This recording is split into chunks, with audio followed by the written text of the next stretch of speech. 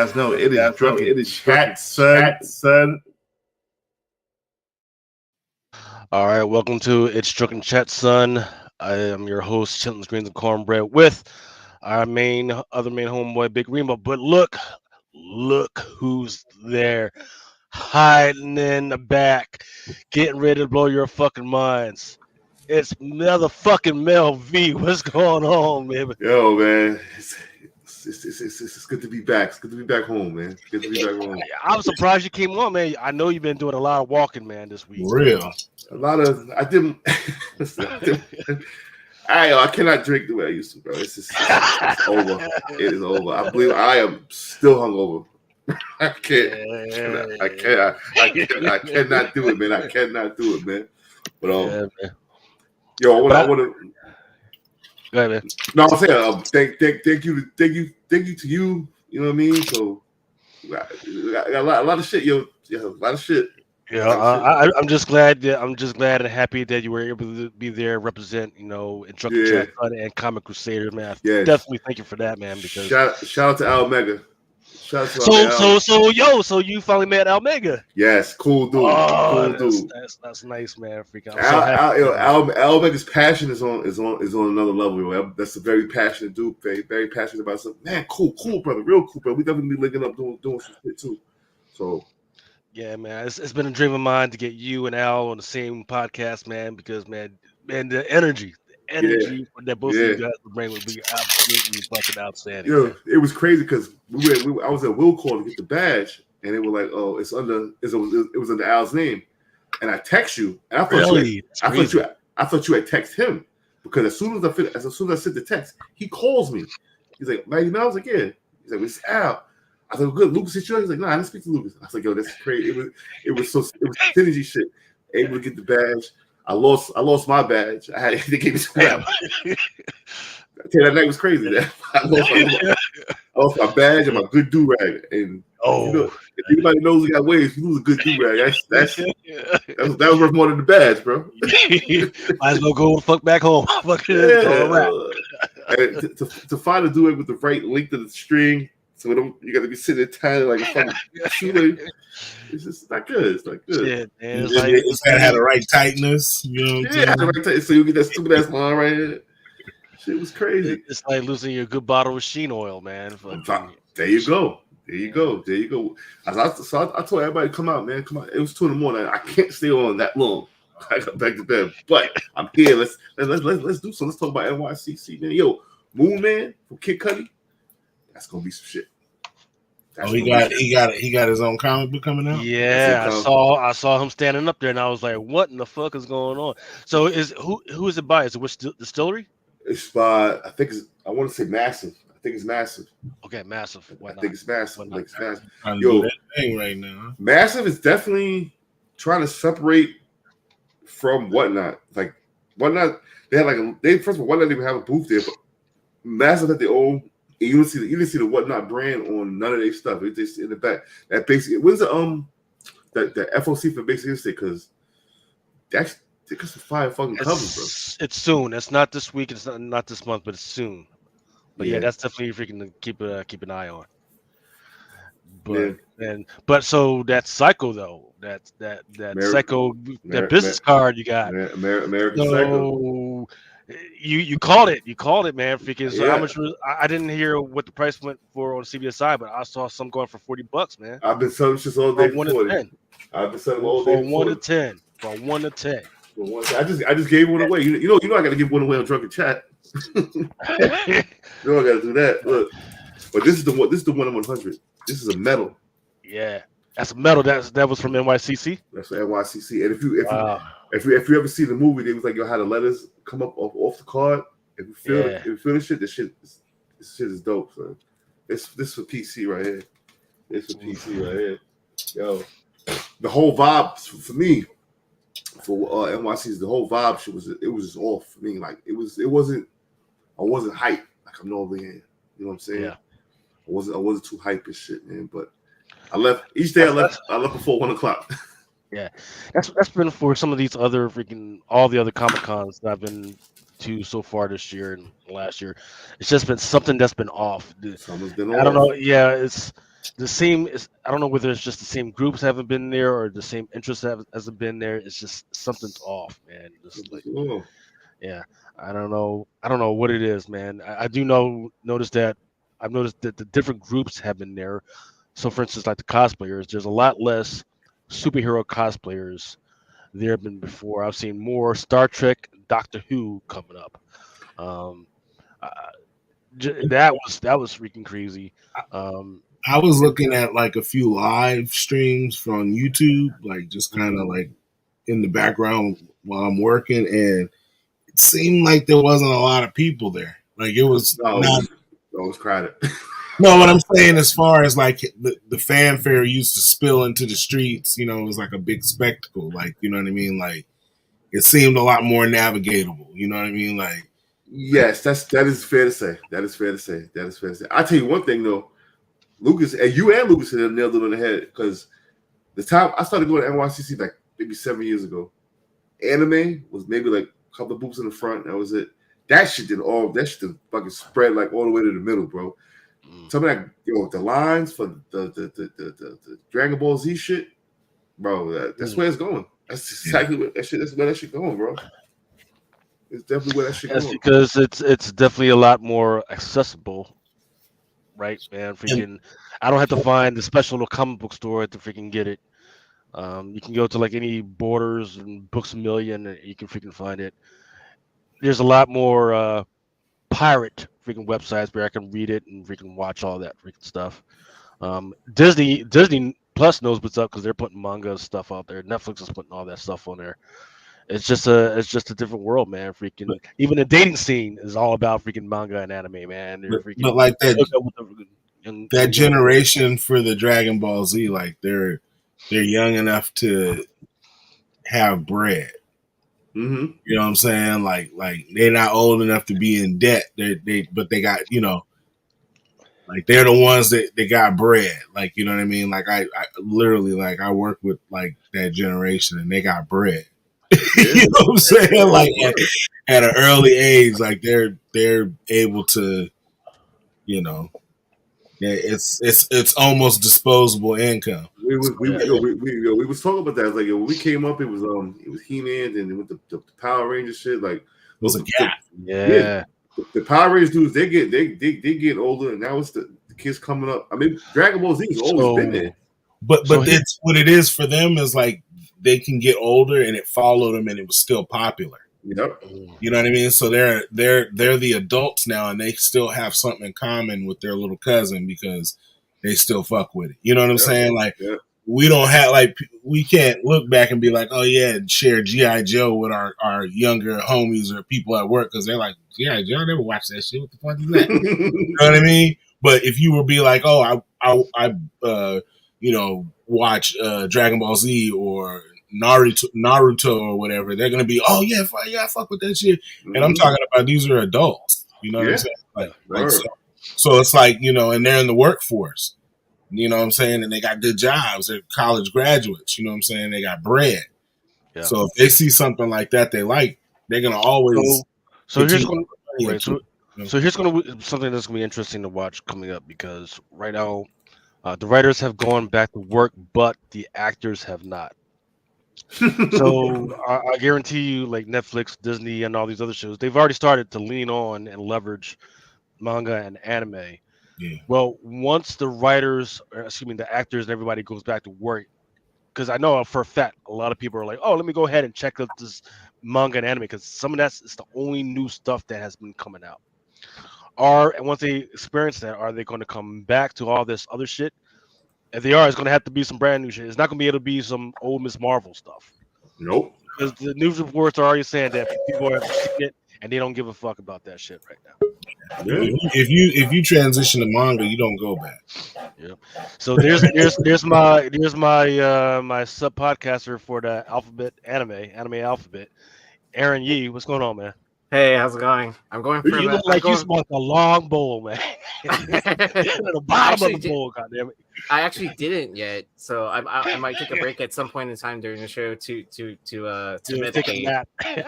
I did wake up from a nap. I was late to Nearing Nirvana, and then I guess I'm late to Drunken Chat. Oh, Nearing Nirvana went tonight? Damn. Yeah. So I'm going for the hat trick tonight. You know. No back shit. Zooted. I'm like, shit. I'm about to green the screen out real quick and keep it going, man. It's been a long week. No, I feel that. I'm on the call this week, so yeah. So if I disappear for a long period of time, it's either I'm really high or I'm working. Big shout out to High Voltage Mog, man. Glad to be back here. My man, Comic Sneak said, big up Remo. Al Mega, the man, the myth, the legends in the building. What's up, baby? Cardi stood, my man Cardi stood that Mike Epps. No, it's Mel. What do all look like, bro? Yo, Freddie, what's going on, baby? Good to see you, man. Peter, what's going on, kid? Wookie. Yo, glad to be back, man. Making my return full time soon. So just waiting, man. I'm just waiting. What about Blind Adam? I know he was. I think he was. He was there. Blind Adam's a funny dude, man. So we're walking him around, like walking around. He said, "No, you lost weight." I'm like, wait a minute. What? I said, "What you say?" But we're literally walking around the car, like, I'm not like you lost weight. Like, wait, hold on, time out. That's how much weight you lost. Even a blind man can see you lost. Right? You're like, damn, the shadow's small. I was like, "God, you fucking with me? Are you serious?"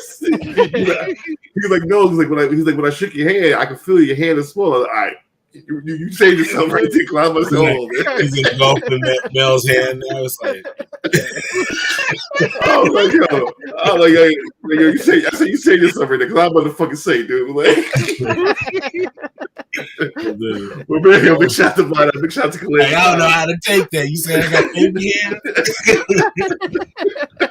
He's seen with his hands, man. He's seen with his hands. It's crazy right now. Blind Adam, I know he's a trick when he goes out to those Exotica joints, man. He was like, "Hey, younger, can I feel your hand?" Oh no, I need to feel your chest. I can remember who you are. Like, what the fuck? So I'm gonna let him go in and do that, man. Blind Adam is definitely a gem to the community, man. He's a good, really good dude, man. Really good dude. But my man, that boy trip, man. How many ladies did he have with him? Nah, it was just him and Calamity Comic. Shout out to my man Calamity. It was me and Calamity and shit. Like I said on the show, man, it's a lot of good people in the comic shit, bro. A lot of good people. A lot of dicks, but a lot of good people too. Yeah, for sure. Like if you ain't ever got a voice message from Blind Adam, then you ain't really lived yet. Hello, Mighty Belby. How are you doing? hey, Mel, that motherfucker gets straight to the point though, right? Hey, that was funny. Like, okay.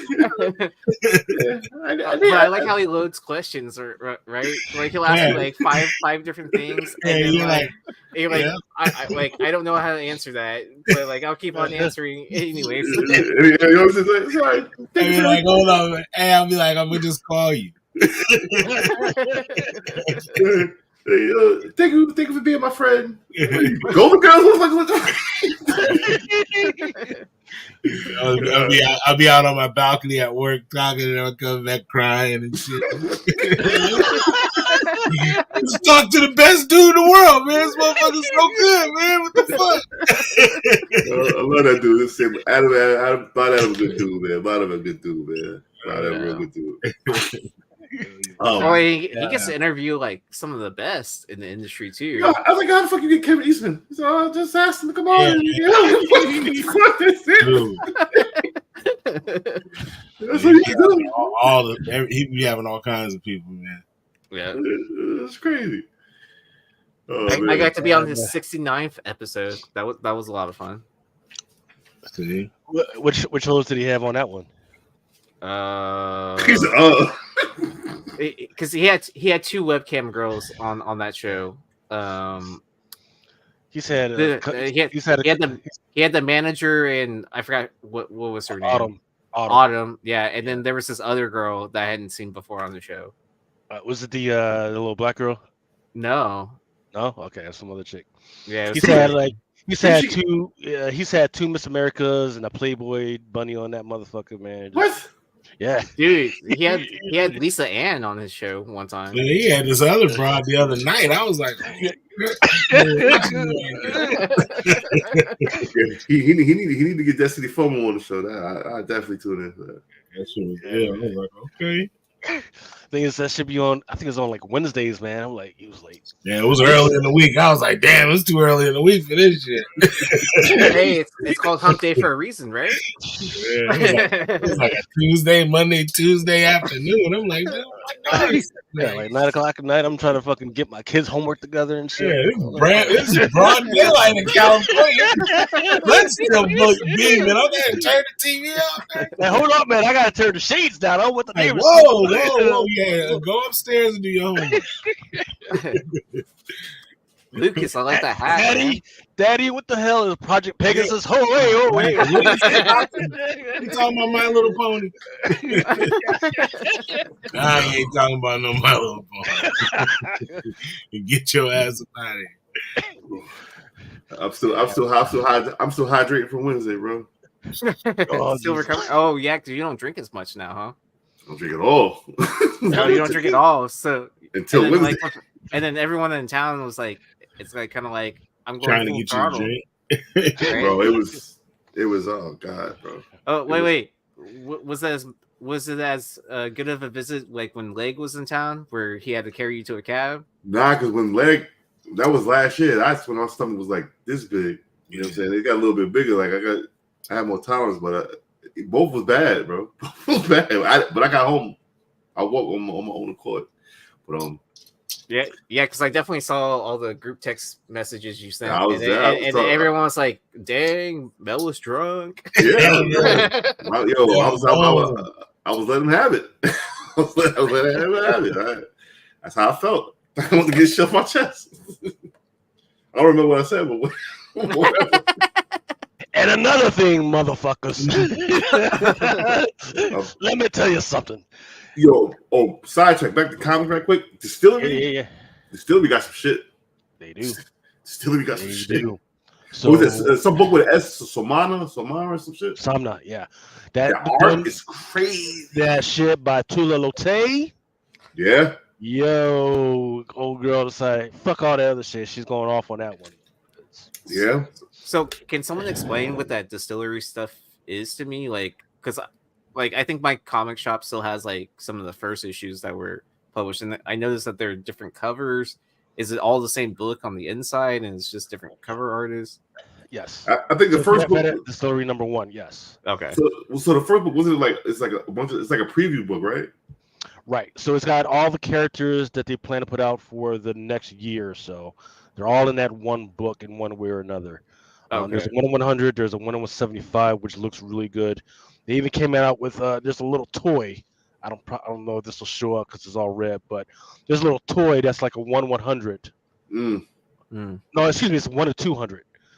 It's a little cat joint. There was also an NYCC variant, I believe, as well. Right, and the first preview of it all was that San Diego book. Is that right? The San Diego Comic-Con, they had an exclusive. They may have. I'm not tracking that. I'm tracking that there was a San Diego Comic-Con toy, but not necessarily that there was a preview or ash can or anything like that. I know there was Yeah, because I think Lucy ended up with a like a book or whatever. Somebody did a store of airing with that shit too. Yeah. But so far, the some of the stories have been pretty good. The art is definitely hitting it out of the park. Can't wait to see Somna. Somna, that shit look crazy. Yeah. And Gotcha Man. I don't give a fuck about Dick Tracy, but Gotcha Man and Flash Gordon look good. Yeah. You didn't like Dick Tracy? Nah, man. I ain't like his name. I ain't like his outfit. Fuck him. You don't like that yellow fedora and then the talking watches, dude? They predicted like smart watches. Fuck Dick Tracy. that shit was when Madonna was hot, man. Yeah, I definitely remember seeing Dick Tracy in theaters as a kid. Yeah. Hey, so let's get into it so we can get over into some comic stuff. This is how it was last week. Disney was definitely on the rise. If you missed out on the $79 that I told you that Disney would eventually be at, I'm sorry, but it looks like it's back up because Disney has definitely been making some moves. Right now, 3 or 4 o'clock Friday, Disney went back up to 84. They've been coming out with some crazy ass news every single freaking week. Down at the bottom, I've got Paramount. That's Ninja Turtles and IDW and a bunch of stuff at 1190, and we got Warner Brothers Discovery 1037. And they've had some interesting news as well.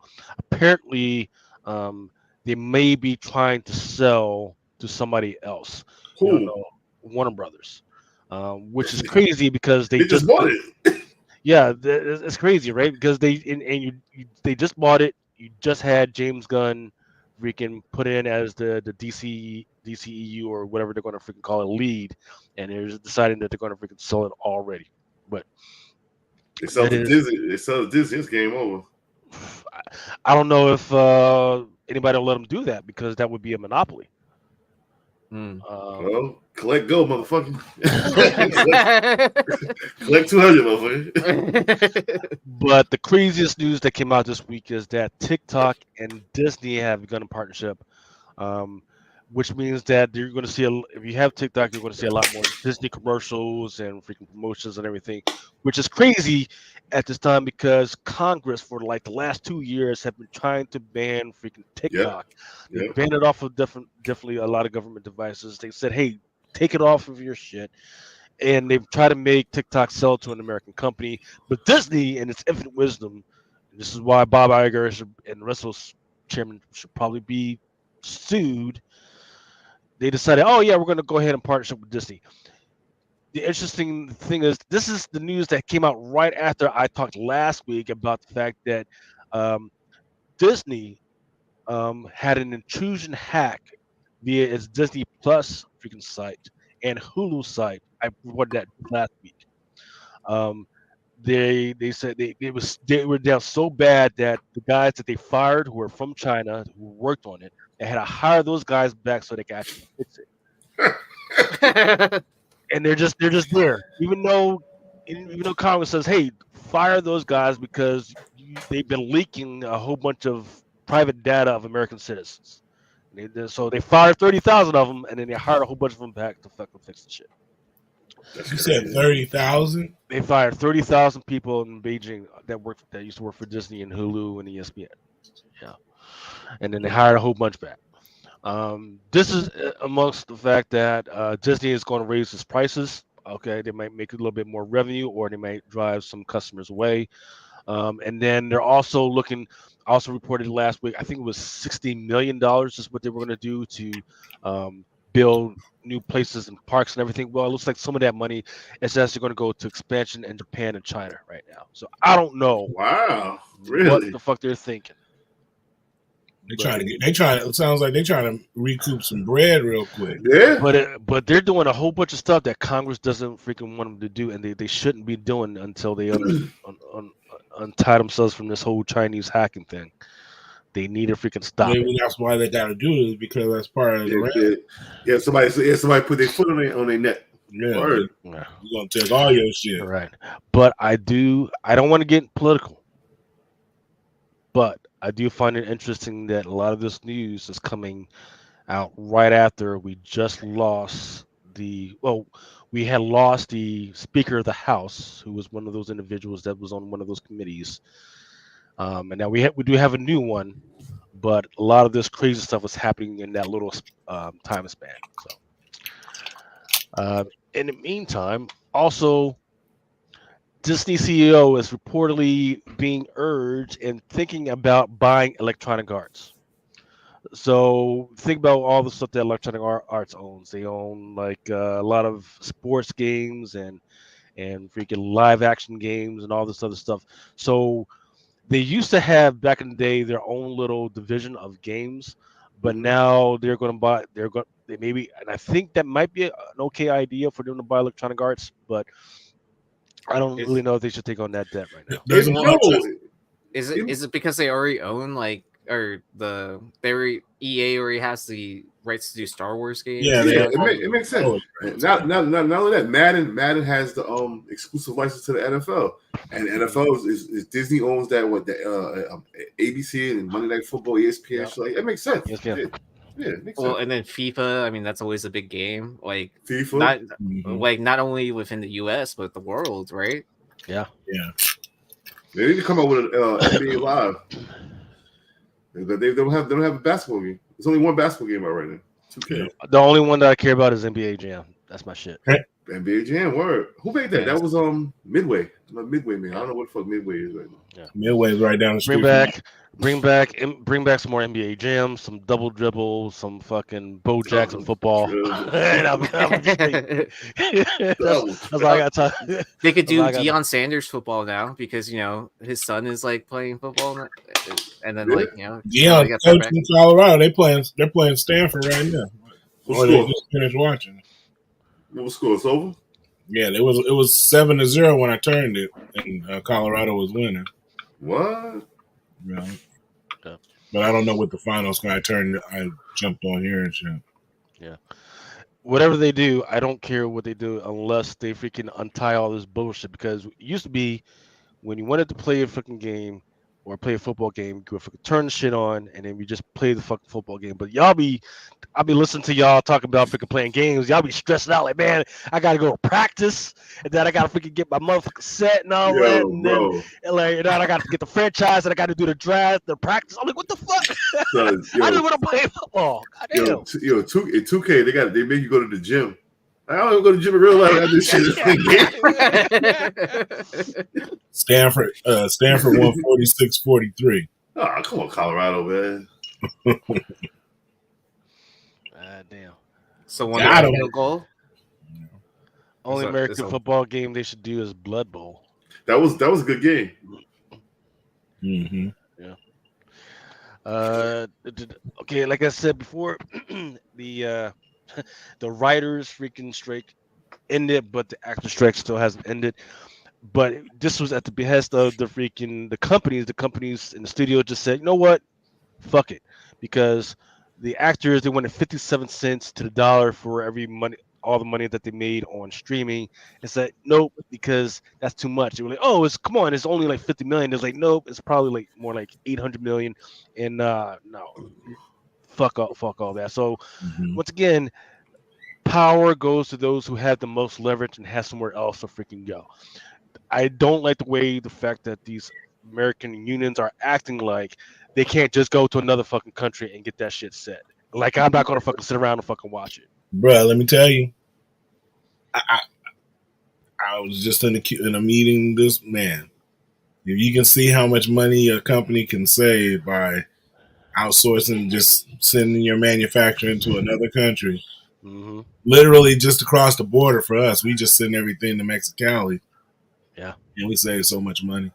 Yeah, that's like we just had the car strike, right? I think, or is that still going on, right? I think it's still going on, right? Yeah, motherfuckers acting like they just can't fucking send it to fucking China. I was like, oh well, freaking ban it, so it's only freaking U.S. exports allowed for certain fucking things. You saw the big thing in that in the union fight is they wanted those battery factories to be a part of the union, and they gave them that. You know what I'm saying? Because that's where it's going. That's the thing. It's like it's not going to be all the manufacturing like for these gas cars like you think. Like these cars are going to be much lighter. Like it's going to be less that you got to do. You know what I'm saying? And they ain't going to be the same, man. You know what I mean? So that's what they're fighting for. They're like, look, y'all going to have to give us some bread, and then you're going to have to make sure that we taken care of because we got to put this stuff together because if not, man, they're gonna just send that shit overseas, and you'll save money on manufacturing and just import that shit. That's scary. But what? So the writers went back to work, but now they got no actors. Yep. Because the thing is, some of this stuff is already set. Some of the scenes have already been freaking shot. But they may need some edits. But in order to make the correct edits, you're supposed to take a writer. That writer says, well, take this out, that out, and that other thing, and then make the edit that's why they need the writers, and that's why they were like, oh yeah, well fuck with the writers, but you actors, I need to fucking get in line. I mean, so does this go for voice acting as well, or is it just acting, all acting in general? I think some chapters of the voice actors as well as the video game actors, because I know the video game actors are getting ready to do their own thing. So it all depends on the chapter. Some of them have like, nah, fuck all that. Well, I think even some theater actors and stuff like that are SAG actors. Like Broadway. Yeah. So some of this goes back to what you guys were saying at NYCC is because they reached out to some of the cosplayers, the professional cosplayers, and says, hey, do not cosplay as anyone that belongs to any of these studios that we are striking against. Otherwise, we're going to call you a freaking scab, and you'll never be allowed to be a part of the fucking union. Yeah, and some of those, they were like, well, I've been trying to get acting fucking parts for the last few years, and nobody said shit to me like I was going to be on there, so fuck. And they're not car carrier members, so fuck them. Yeah, exactly. So that don't apply to me. Yeah, they try to even us. They say, hey, yeah, even you two guys don't even talk about Marvel and all these other guys because we will never be allowed to be a part of the freaking union. Well, that's fine. Well, fuck you. We're okay with that. We can't even wait for that check in the mail. You know, we can't even get monetized. So kiss my ass.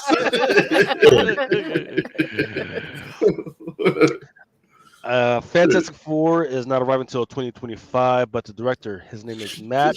They ain't never coming out, bro. Yeah, he's trying to keep everybody's interest in there. He's teasing like, hey, Marvel, this is going to be Marvel Phase 6 is going to be the greatest thing you've seen in your fucking life. It's going to be totally different from all those shite movies that you've ever seen before. And everyone's like, okay, all right, well, give us some details. He's like, well, sorry, I can't give you details until after the fucking strike is over. Why give a fuck about Fantastic Four? That doesn't mean anything. That means they don't have shit ready then. Yeah, we haven't even wrote a storyboard yet. People want to see X-Men. Nobody give a fuck about Fantastic Four. Yeah. So this is the first couple weeks where I have officially sold more toys and comics, or excuse me, more toys and statues than comics. And the leading toy that I was able to sell was Masters of the Universe shit. What the fuck is Skeletor Stranger Things? What, how? I want to know how this happens. I don't know, but it's out there. It's on the Diamond site for people to freaking buy. It is what it is, man. No, I'm really interested though. This looks good.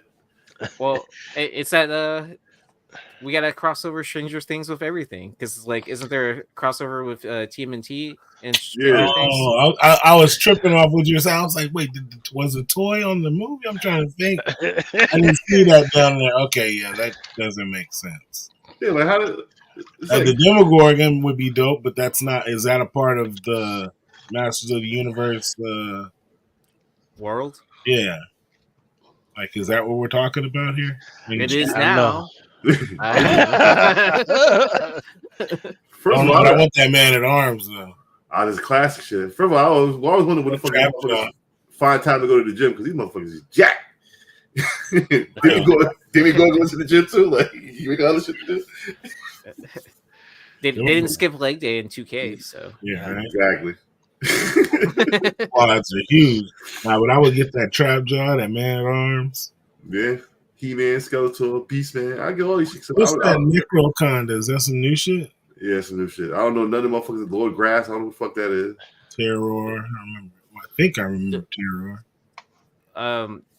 Do you think people are starting to buy like some of the toys and statues and stuff like that in getting prepared for Christmas instead of like waiting till like Black Friday or whatever? Ain't nobody gonna open these shits.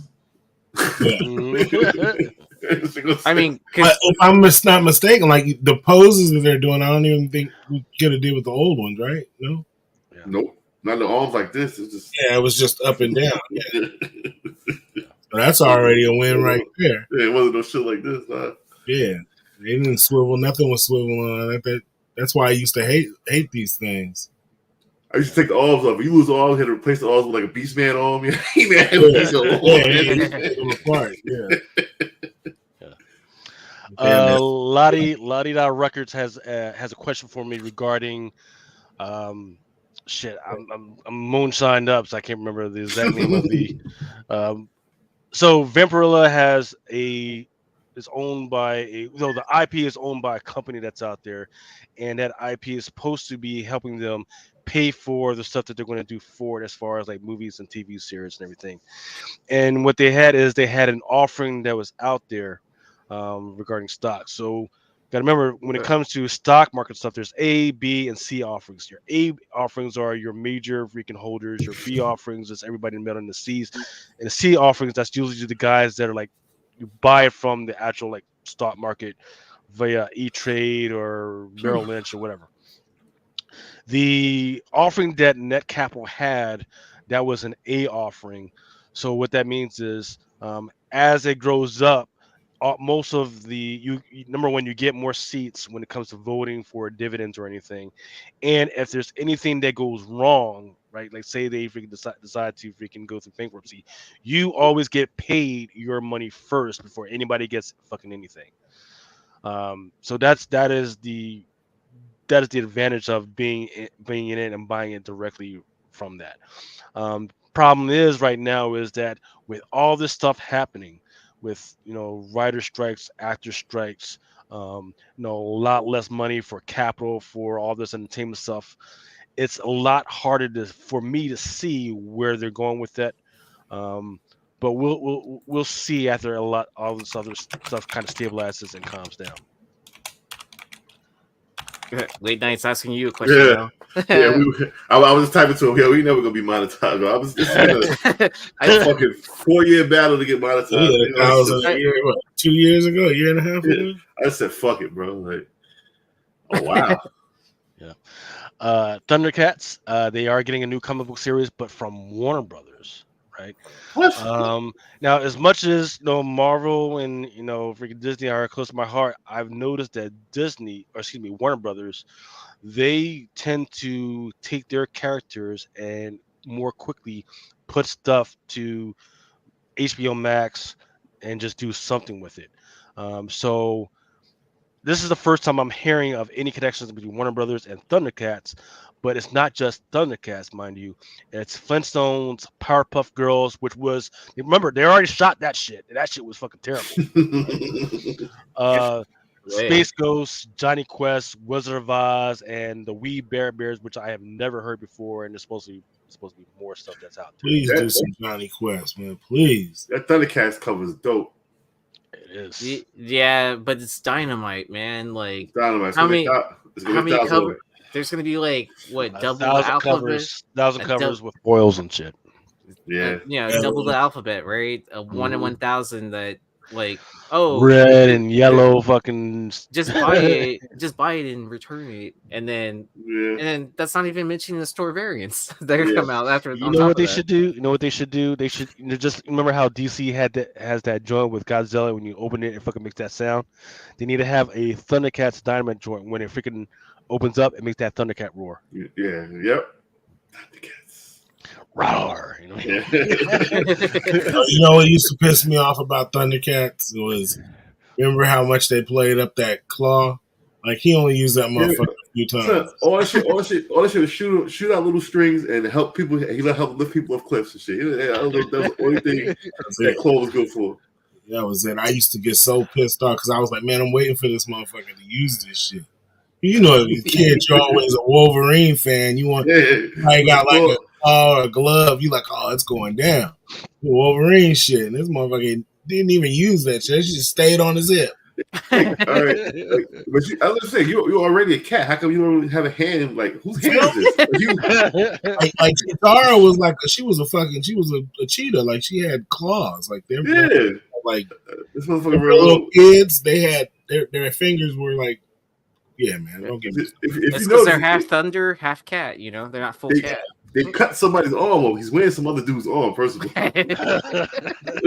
Look at it. He cuts the other dude's arm off. I want to hear the story about it. How the fuck you get this glove? Like, it's not a glove, it's a dude's hand.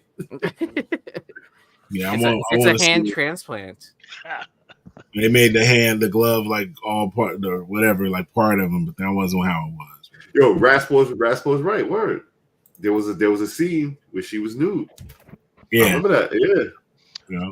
What movie was that? That wasn't Silverfish. What the fuck movie was that? Swordfish. Swordfish. Yeah. Them shits look good too, boy. Yeah, the problem is that with that right now is that I'm imagining Halle Berry, but with that short haircut, and as running through the motion, now I see fucking Jada Pinkett and her dumbass and that crazy shit about fucking Will. Like this nigga can't come back from shit. Like ma'am, just leave us alone. Leave us alone. Why are you writing a fucking book? Get out of here. You fuck Will Smith up, bro. I still think that slap was fake. Nah, she said they were separated since 2016. And Chris Rock tried to step to us some shit, right? Right. Yeah, man. I'm like, man, why? I don't give a fuck about that shit. Yeah. I just heard it recently, so I was just like, okay. I'm starting to believe, like, I don't know what to believe at this point, man. And you kept saying that shit was fake from the beginning. Yeah, from the jump. I would not even doubt. She said that when he slapped Chris, and he said, "Hey, keep my wife's mouth out." She was surprised that he called her his wife. She said, "Yeah, well, he was slutting her out." He done throw 10 years of his career away for some bitch that ain't even his. God damn. Another Hollywood news: Tom Hardy, Mr. Venom, has decided to come out with his own comic book. It's going to be written by Scott Snyder. It's called Arcbound. It's going to be a 12-issue series. I think it's supposed to come out maybe next March or something like that. But it looks interesting. They may need to tighten it up on the cover art. But hey, freaking Tom Hardy. So what's kind of getting at me right now is that there's all these stars that are coming out with these comic books. Yeah. But they haven't actually been able to get somebody to actually make a TV series or a movie out of these. So, look, Berserker, right? Mr. John Wick, he has Berserker. And people were like, "Oh, it's options. It's going to freaking happen." But I haven't heard nothing since. Right? I heard some Cyberpunk news happen. So which one? Cyberpunk. Remember that's Keanu Reeves. Cyberpunk. Well, Cyberpunk. I don't know if you guys seen the Netflix series, but it is really good. I've seen at least 2 episodes, which were really good. I freaking liked them.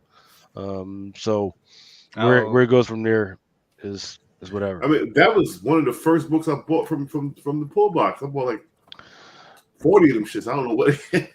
Which one was it? Cyberpunk 2077, right? Yeah. I remember this just take after the game came out because the game was so fucking. Well, yeah, the game wasn't ready and they rushed it, and then like it was super buggy, and then it just like tanked those books, right?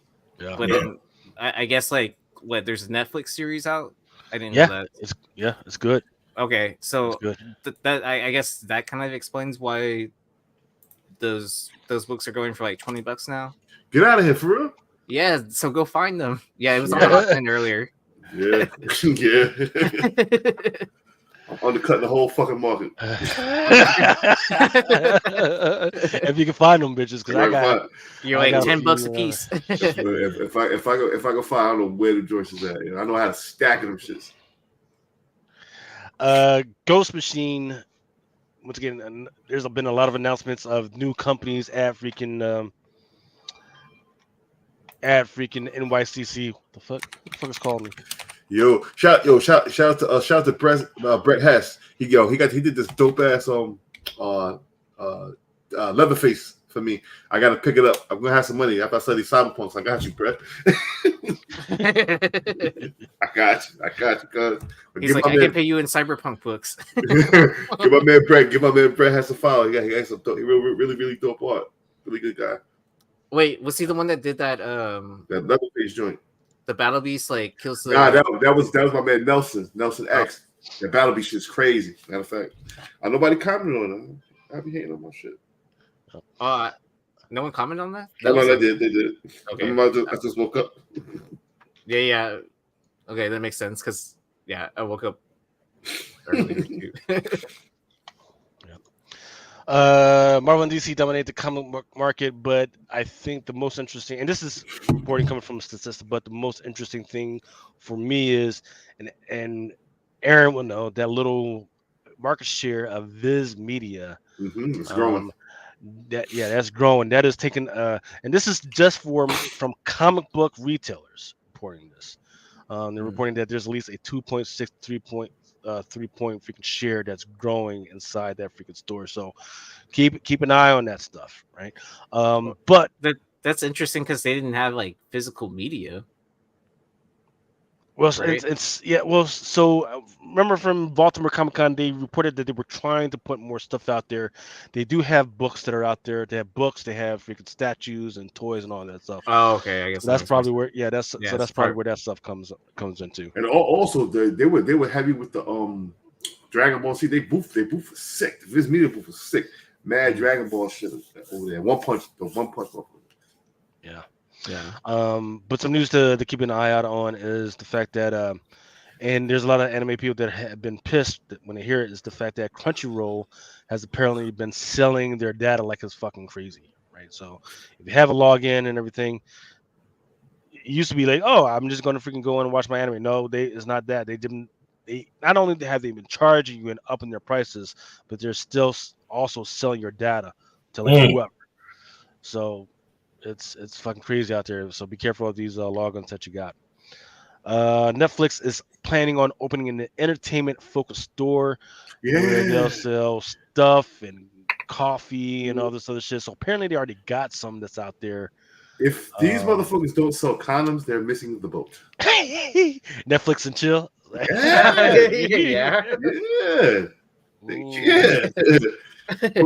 Put me on payroll, man. I got ideas. Condoms and some wine. Alcohol. They need to get in the alcohol and they get in the condoms. Trust me. Yeah, they've already got some video games that are out there which are okay. But yeah, they actually have a physical location, which will be crazy because remember, their whole point was that I don't have to go down to fucking Blockbuster and get the shit. Yeah, but what else? I'm reading this like, what else have they got besides Squid Games? I might just call shit the Squid Game store because that's the only shit they got going on. Talk about as far as an IP? No, they got Stranger Things. Remember that? You know that. They're breaking that off into other things. They got Squid Games, Stranger Things. Yeah. Yeah, they got a bunch of few things, but they're not necessarily just American based. I just can't remember off the top of my head. Masters of the Universe. They had that. I don't think anybody go to the store to fucking watch Masters of the Universe. Yeah.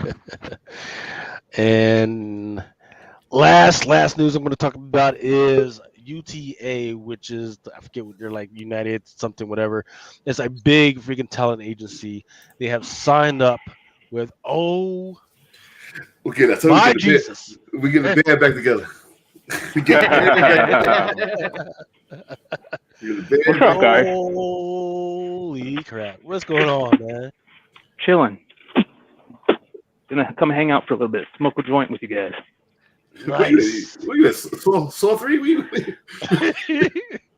In the Saw 3 room? No, Brian. I've been wanting to reach out and freaking. Brian's outside. Yeah, and get you on because I wanted to definitely talk about all the crazy freaking sports news that has been happening within the last 31 days. And I mean, freaking just crazy. Man, and I wanted to get your perspective on it. And I know that at one point that you said that you were going to jump out, but my goodness, man, freaking just absolute freaking craziness. Yeah. The craziest stuff to me is the Trevor Bauer shit. That's the craziest shit to me. So for those that don't know, Trevor Bauer was a MLB baseball player, freaking pretty good player. Cy Young award-winning pitcher. Great player. Yeah, freaking young player with freaking gang of money.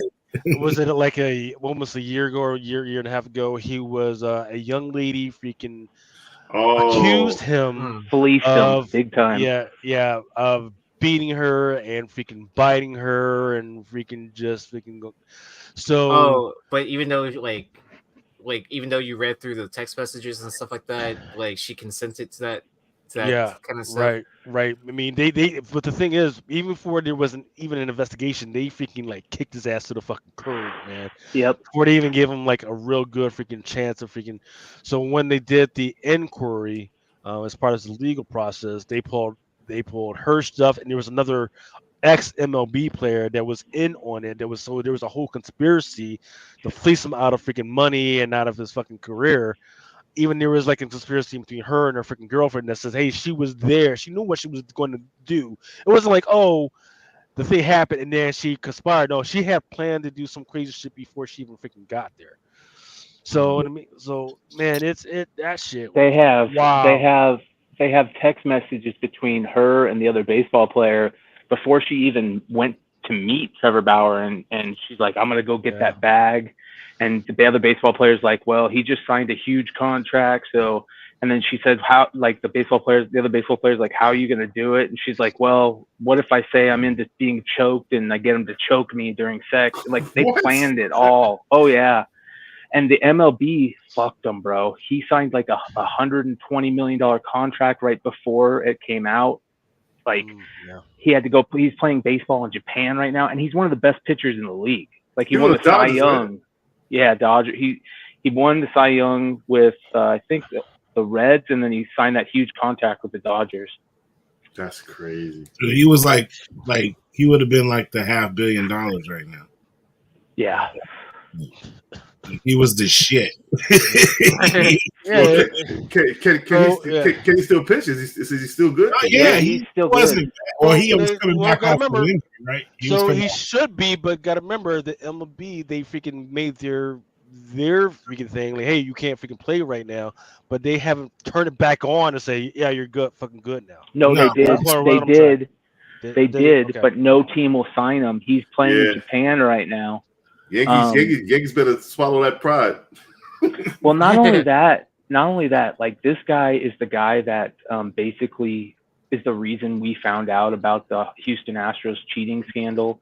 Like, this dude's a fucking he's a stud. He's a douchebag, but he's a stud sports player. Yeah. And he would, when people were stealing signs, he would tell them the pitch he was going to throw before the pitch. That's fucking, dude, that's so G. That's unbelievable. Oh, yeah. Like, I'm going to tell you the pitch I'm going to throw, but you're not going to hit it anyways. Exactly. Yep. Yeah. I know you're cheating, so I'm just going to tell you it. Did he do that in the All-Star game? Was that the same pitch? Or... Nah, he was doing that shit in the world's in the damn fucking playoffs. Yeah. Damn. Yeah, he's a stud. Yeah. But yeah, we definitely need freaking. I need more sports cards, freaking sports, freaking content from. I know you're already working hard, but you got many more fucking. The only thing, God, man.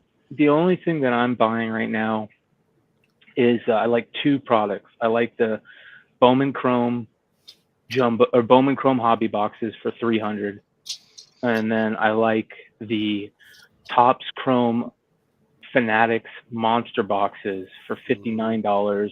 Those are the two best buys. Right, but here's the thing: it wasn't there news a couple of weeks ago about the fact that even they somehow double printed everything. Even 95 prospects out of Bowman Chrome have duplicate 1-of-1s, but Topps has giant bounties on those duplicates that you can claim. So like if you pull a 1-of-1, you potentially get at the minimum a $3,000 payout for as much as $85,000. Really? 75,000 was solid. Solid okay. 75. Yeah. Jeez. But that one's pending right now. But I think like some of the other bounties that are out there are like still like there's one that's like 25,000, 7,000. Yeah. So it's what? It's Houston and the Rangers for the ALCS and Arizona and Philly. Yep. Houston and the Rangers. Yep. Are you serious? For the ALCS. Yep. Wow. Yeah. So both AL West teams, which is all Texas ALCS. Yeah. Yeah. Fucking Yankees suck, bro. So yeah, so even though Brian's my boy, I gotta tell him to go fuck himself. While we're trying to. Oh man, but yeah, man, it is so great. Man, look at us, man. Freaking this is fucking crazy, man. I'm telling you, man. We this is my shit, yo. You know what's money I missed? Or whatever, because I seen that bubblegum cover. That what was that? Birds of Prey. I was like, I would have been all over this shit. Yeah. Oh, the 1 in 25. Yeah, was it 125 or 1 in 50? I can't remember. Well, here's the crazy thing: they did the same fucking cover, this FOC with her, but no bubblegum. Are you serious? Yeah, she's just sitting around. Yeah. And everybody's on that bubblegum shit. I give props to Long Short because that was his shit, bro. That was his shit from jump, and he never changed his shit. So that's his fault, or that's a good thing. As I told him, he better own that shit. It's all you, baby. So that's a good look. Yo, before we get to that, look I picked up, Lucas. $30. Yes, sir. Hold up, Oh, where were you? Why the fuck would it won't? Hold on. I got salt. There you go. Ooh, yes. So for those who are not tracking, Harriet Tubman has been slated as a series on Disney Plus. So what's that? Is that this is self-published. So that's before we went to Diamond. Nice. Before it went to Massive. So and I got that, and I also got Souls of Micah joint. That's that shit. That's what I'm getting ready to freaking buy, man. I think that is that Diamond. That's what I should.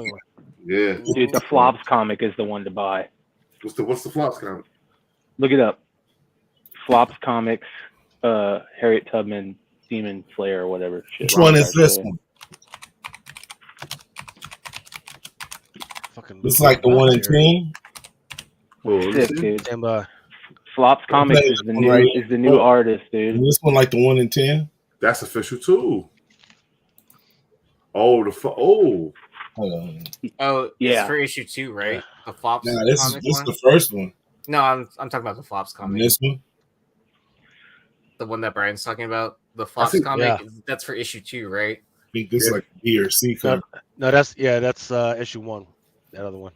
I see the Flops. That's the red cover, right, Brian? She got the sword on her shoulder. Yeah, it's like she's sideways, I think. Is she sideways? No, she's like waist up. Yeah, and then she got two demons in the background. She's like looking at the. Yep. She's breaking the fourth wall. I want that. Yep. Yeah. Yeah, it looks good. Yeah. Yeah. Share that shit. Put that shit up. I don't know. I forgot how to do that shit. It's been so long. We got 52 live right now. We got to get back to 100 days, man. Wait, y'all. They need to hire this dude, bro. Yeah. That's it right there. Yeah. But no, there's a 1 in 10 for that. That's like purple though, isn't there? Isn't there a different one for that also? I think this is the 1 in 10. Okay. So, I think. Oh, so Flops Comics, that's A and Z joint, right? No, so Flops Comics is the artist. He's in the UK, the artist. Dude. Oh, okay. Yeah, he's bad as fuck, bro. I like this joint. All right. But have you read it though? I'm definitely. I got a bunch sitting on my freaking my thing. I just haven't fucking actually opened. How hard is the self-published to get? I think there's still someone. That book was something I always wanted to buy, and I never bought it. And I was like, I always wanted to buy it. Then I see that it was coming out with Massive. Then I see that it was optional. Like, damn, it's too late now. I have stumbled upon it at a booth, Bulletproof Comics booth. I have they had issues 1, 3, 4, and 5. I got a question. Remo got the purple. Nah, this is just some ill shit I picked up. That's the Creep Show 1 in 10. That's crazy. Yeah. So Mel, is Massive at the con? Yeah, Massive is at the con. They didn't have any whatnot logos around their thing, and they had that's why I got the medal. That's why I got that card medal, the business card medal. So who is Massive? Who is do you know who the Massive guys are? Nah, the people that run it. That's not Bolo in them. Nah, they I think they just took that, was like, yo, we can't be associated with what was going on. We just branch our shit off. The guy could be wrong, but there was I didn't see any Whatnot logos. But everything was just like they're treating it as a separate entity. Is what I gather from it. You feel what I'm saying? They had all the stuff on the table. They're really good guys. Were they a subsidiary before in the first place, or? Well, they were Whatnot Publishing. Oh, so is it like a sister company kind of situation? I think it's a rename, and we're going to just separate this shit. Just, you know what I mean? They only had they didn't have any Ninja Funk. They had the Question on the table. Let's take this and go. And then they were telling me, so yeah, he was like, thank you for your interest in American Psycho. I said, yeah, it's one of my favorite movies. He said, do you like Basic Instinct? I never really see Basic Instinct. So we got a comic. I said, how the fuck you do a comic with Basic Instinct? And then it kind of piqued my interest. Then I just seen on the Hot 10 the covers. I was like, okay. I don't know about 100, but well, I mean, because that's what they did for the American Psycho. It's it's a sequel to the first movie. Hold on, so, prequel. Is it a prequel or a sequel? So it's a I think it's a prequel. So I thought it was a sequel. Edward says Massive is an independent publisher and Whatnot. So Edward, they don't have nothing to do with each other. I thought Massive. They did have shit to do with each other. Yeah. Okay. Big in fact, if you look at the first covers that he came out with, there's a huge ass fucking Whatnot fucking logo on all of those motherfuckers. Yeah. So right now, what Mel is talking about is yes, they've been taking that Whatnot shit off and just trying to kind of de-link themselves, and that may be because of some of the weird scandals that have been happening regarding the card shit. Yeah. So they don't want to associate with that, and just we're over here right now. I mean, I think it's good, you know what would be funny is if that isn't the case. Is if they're like, hey, let's just take Whatnot off, and they're still owned by the same people. They just took the name off. I think they are. I think they are, because I don't think they would just sell the publishing company. I think they just like, yo. See, I would love to know what where they came from, because it's interesting, that whole Whatnot thing with them feeling like they want to step away from that. I want to know what that's about. If that's like you're saying. That's what I think it is. But for them to have American Psycho as a comic, that's huge. Yeah. That's a big IP for them to freaking have. Yeah. I mean, you got Basic Instinct come in, right? I don't get Basic Instinct, but okay. Is that the one where they boil the rabbit? Oh, I'm thinking about another movie. Yeah. There it is. Yeah. Is it? No, Basic Instinct. Yeah, Basic Instinct's the one with the rabbit, right? Is it? No. Basic Instinct is the one where she crosses her legs. I'm thinking about Fatal Attraction. Yeah. Fatal Attraction. Now if they do a comic with Fatal Attraction, well, okay. What's next? Two white females and shit. Single white female, yeah. they can go a lot of different directions. Man, I'm gonna tell you what, man. Freaking them drama joints back in the '80s, those were the shits, man. They were some other shit. God damn. If I had Massive's ear, if somebody from Massive's listening, I want to see a prequel to When You Got the Glow. What the fuck is that about? Fucking Show Enough. God damn it, man. The Kung Fu movie. Leroy. No, not Pootie. Last Dragon. Okay. Do a prequel to Last Dragon. I'm first in line. Well, first in line for that shit. I was impressed they were able to get the permissions from Christian Bale to use his likeness. To use his likeness. Or even use like some of those photo variants and stuff like that. Yeah. I see, they got blanks for this shit too. Like it's just like $10. Like, oh. That's kind of cool. That might be a good opportunity. Yeah. Get some like badass commissions on that. Corey Ross to get up on that word. I'm sure you can get all kinds of crazy stuff on there, right? Yeah. You guys hear the coyotes? That's crazy. It's too much wildlife out there, man. Is that like common in your area? They got a kill just on the other block. They're up 1 block behind me, and they got a kill, and they're ooping it up. Terrible. Yeah, the craziest shit I see in my area is always possums. Yeah, those things are scary as fuck, bro. Dude, my dog grabbed one, or not my dog, but my mom's dog grabbed one the other day and was like shaking it, like, and I was like, holy shit, like this, like he's killing a fucking possum. I'm gonna have to go bury it or whatever, or like throw it in the dumpster. And then fucking pet cemetery. And then I went to go get a shovel and all that. Where it wasn't there the next day. I was like, kind of like, playing possum. He's playing possum, yeah. That's what they do. Okay, so they'll do. So be out mountain lions, them motherfuckers be out here going down. Yeah, I've had bears break into my back door and freaking just show up. Edwin Aguilera says, what not publishing a massive 2 different identities. Yeah. Well, here's Diamond. Here's the Diamond page. Oh, there we go. That's under vendor name, it literally has massive whatnot. Yeah, but I think they probably gonna ask them to change that. yeah, because if you put in just massive now, it is just massive. Yeah, there you go. That's it. Sumerian Comics. Yeah, that's the site that you can buy the book from. You can't buy them on whatnot. Oh, so is it like one of those situations where they have different umbrellas under the massive branch? Okay. Right, just like that one I was talking about earlier, the Ghost Machine. They say, "Hey, we're a new freaking company," but they're actually an umbrella under Image. No, under Image. Yeah. What we got FOC, man? What's going on? So, well, I was gonna first go into some of the stuff that came out this freaking week that was interesting. That Space Uzagi that went into by Peach Momoko. There's some different characters in there. That is cool. That is cool. A lot of bunch of freaking Onis. That Shush, that's a new character. This is going to be her first full. That was her first full appearance. The one I have up there, that's that Leslie LaReed. That's that 1 in 25. Yes. I've called out the fact that it's weird what her costume looks like because right now we're trying to figure out.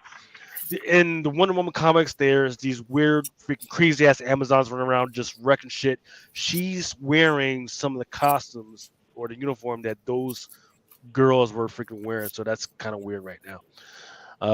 Batman City of Madness #1. We've got this Batman Below that's running around, and we also have the first appearance of the Robin that will eventually be the Robin Below in this comic as well.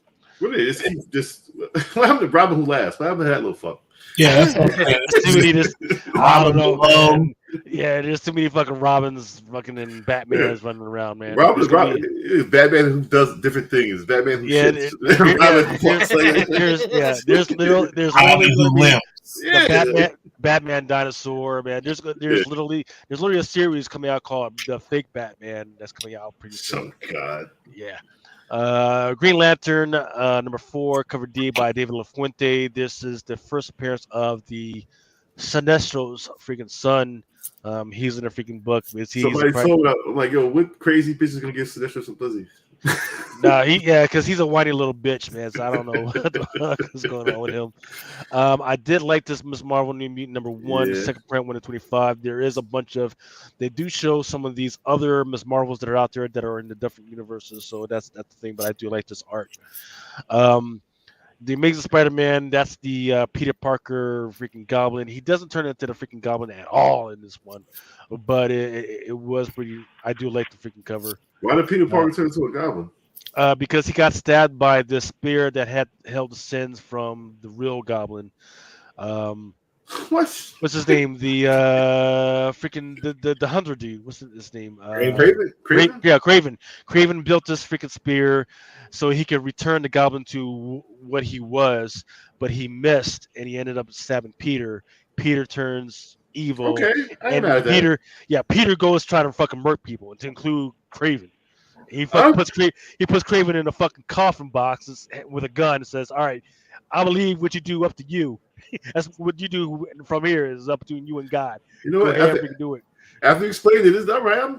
Sounds pretty good. That's pretty cool. That is pretty cool. All right. I ain't mad at that. Yeah. But then he goes after Mary Jane, fucking try to murk the dude that she's been booed up with for the last freaking couple months. So okay. I get behind that. This is dope. Silver Surfer Rebirth Legacy number 2, 1 in 100. This is the Black Silver Surfer with Thor's hammer. That's pretty damn good. Alice Cooper. Yes, this is a. Is it Brian Sayer or Michael Sayer freaking special? I love his freaking art. This is a really good one. Yeah. Superman Lost number 7, just kind of overlooked by a bunch of people. Covered B variant Lee Weeks card. In a wheelchair? Yes. Bro, what happened? I gotta know. In his uniform. Yeah, I gotta know what happened. Like, right? What happened, bro? Can't even be Clark right now. Like, he is what he is. Yeah. You know the world is fucking Superman in the wheelchair. I gotta know what happened, bro. I gotta know what happened, bro. Healed immediately. American Psycho, Sumerian. There's definitely a lot of different variants of this one. Though, of course, the winner was the 1 in 10. No, this was also. I'm surprised this wasn't on that. This sells for like $200. The 1 in 100. Is it now? Isn't that well? Yeah. So let me think. So that was what was that? Was that a 1 in 50 or a 1 in 100? This is the 1 in 100. Okay, so so if it's selling at 200, that is pretty good. So at least people get their retailers get their freaking money back. But the 1 in 25. And the 1 in 50 is really good. The 1 in 50 really, really good. This is the 1 in 50. Yeah. Yep. Yeah. As long as it's selling. Yeah, selling. That's still. Yeah, I mean that's pretty good. I did see that 1 in 10. Hey, for $40 for a 1 in 10, that's definitely really freaking good. But you showed earlier that foil. That was freaking. The metal. That was amazing. The metal. Yeah. It's metal. Metal. Shit. Yeah. And this one is it all depends on what your taste is. I like it, but I'm not going to hunt it down yet. I'm going to wait till these are 1 in 100s. These are Adi Granals. This is a Wolverine and there's Venom. I'm just an Adi Granal fan. I'm not mad at him, but like you said. Okay, let's see. Actually, okay, here's the stuff that is on FOC. You've got till some of this DC stuff you've got till Sunday, and then some of the other stuff you got till Monday to make sure you get with your retailer and make sure they get that stuff in. I don't know. I'm quirky like this, but I do like the Superman 78. There's a metal curtain number 1. It's got an action figure, but they're posing it in the way that some of those actual classic freaking covers are. I'm not mad at this. I'm not mad at this. Hold on. This could be something. It's one for the collection, man. It's McFarlane Toys too. Action Comics 1. I'm not mad. Is it an incentive? It is not an incentive. But remember, it's DC. People really don't really give that much about DC. I'm not mad at this. I didn't really have this art till this morning, so retailers may not be tracking it. But it's this could do well. Not super well, but this could be like a $10, $15 joint. And this is not the last time we'll see this. I have another one that's out there that's just that same sort of in the same vein, but we'll get to that one. Batman issue 139. I don't know what there's the glitch foil. And here we go. There's the Batman 139, the Bane McFarlane action figure. This could be a thing. It already is a thing, dude. It's been a thing for years. But these kind of covers? Yeah, action figure covers. Look at the Spawn NetherRealm variant. Okay. What were those books at San Diego too? The the Spawn action figure variant. Y'all gotta look into that because this is the He-Man action figure variant. But they were doing like classic covers, or they were just doing it as action figure variants. Both. But you're right. The classic covers looks good. Yeah, I like this. I wish there was a trade dress. A classic trade dress, yes. Yeah, classic, yeah. That wouldn't hurt. It wouldn't hurt at all. Yeah. Yeah, I'm curious to see some more of these. Yeah.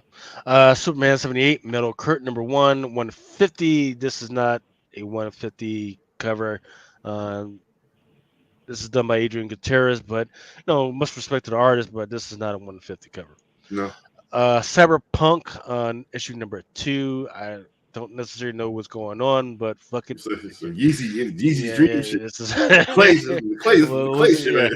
Yeah, I mean, yeah. Once again, I did like what I saw for the first two episodes, but is this what I'm? This does not carry the vibe of the TV show right now. Is what I'm saying. DC is going to come up with a bunch of covers that have the holiday vibes on them, and they're kind of like holiday covers. This is probably the best one, the Titans #5, by Dustin and Gwen Holiday Card Special Edition. I like him. He's like DC's Scotty Young. Yeah. Amazing Spider-Man. There's going to be a bunch of different covers that are going to have the costumes of Spider-Man in the video game. The fuck is this? The Stone Monkey suit. Why? What? Why? What the fuck? Why? I don't know, man. I don't know why he's got fur coming out of his fucking boot. Why does he need this? Like, look like a pimp, bro. Like, he looks like a gay pimp, man. Hey, fucking hey. Yeah, I don't know what the face boots. Yeah, I don't know. Pass. Yeah. Man, I forget which one this one is, but this one is a Frisson special. I just forget which title this one was. Is it for Berserker? I don't think so. Nah, I don't think so. Nah. Deviant #1. Yeah. Cover G 1/100 by Lee Bermejo. Yeah, this is creepy as hell. That's that shit.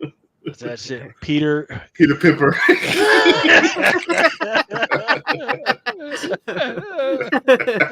Jesus. That's good. Got a little flower belt where it keeps the freaking tips and shit. Peter, that was good. Shout out to Bronze there. That was really good. Peter Pimper. Batman #139. Go back to that Deviant. Are there store variants for this? #1, #2. What is the cover price for this? Good question. Are you going under the assumption that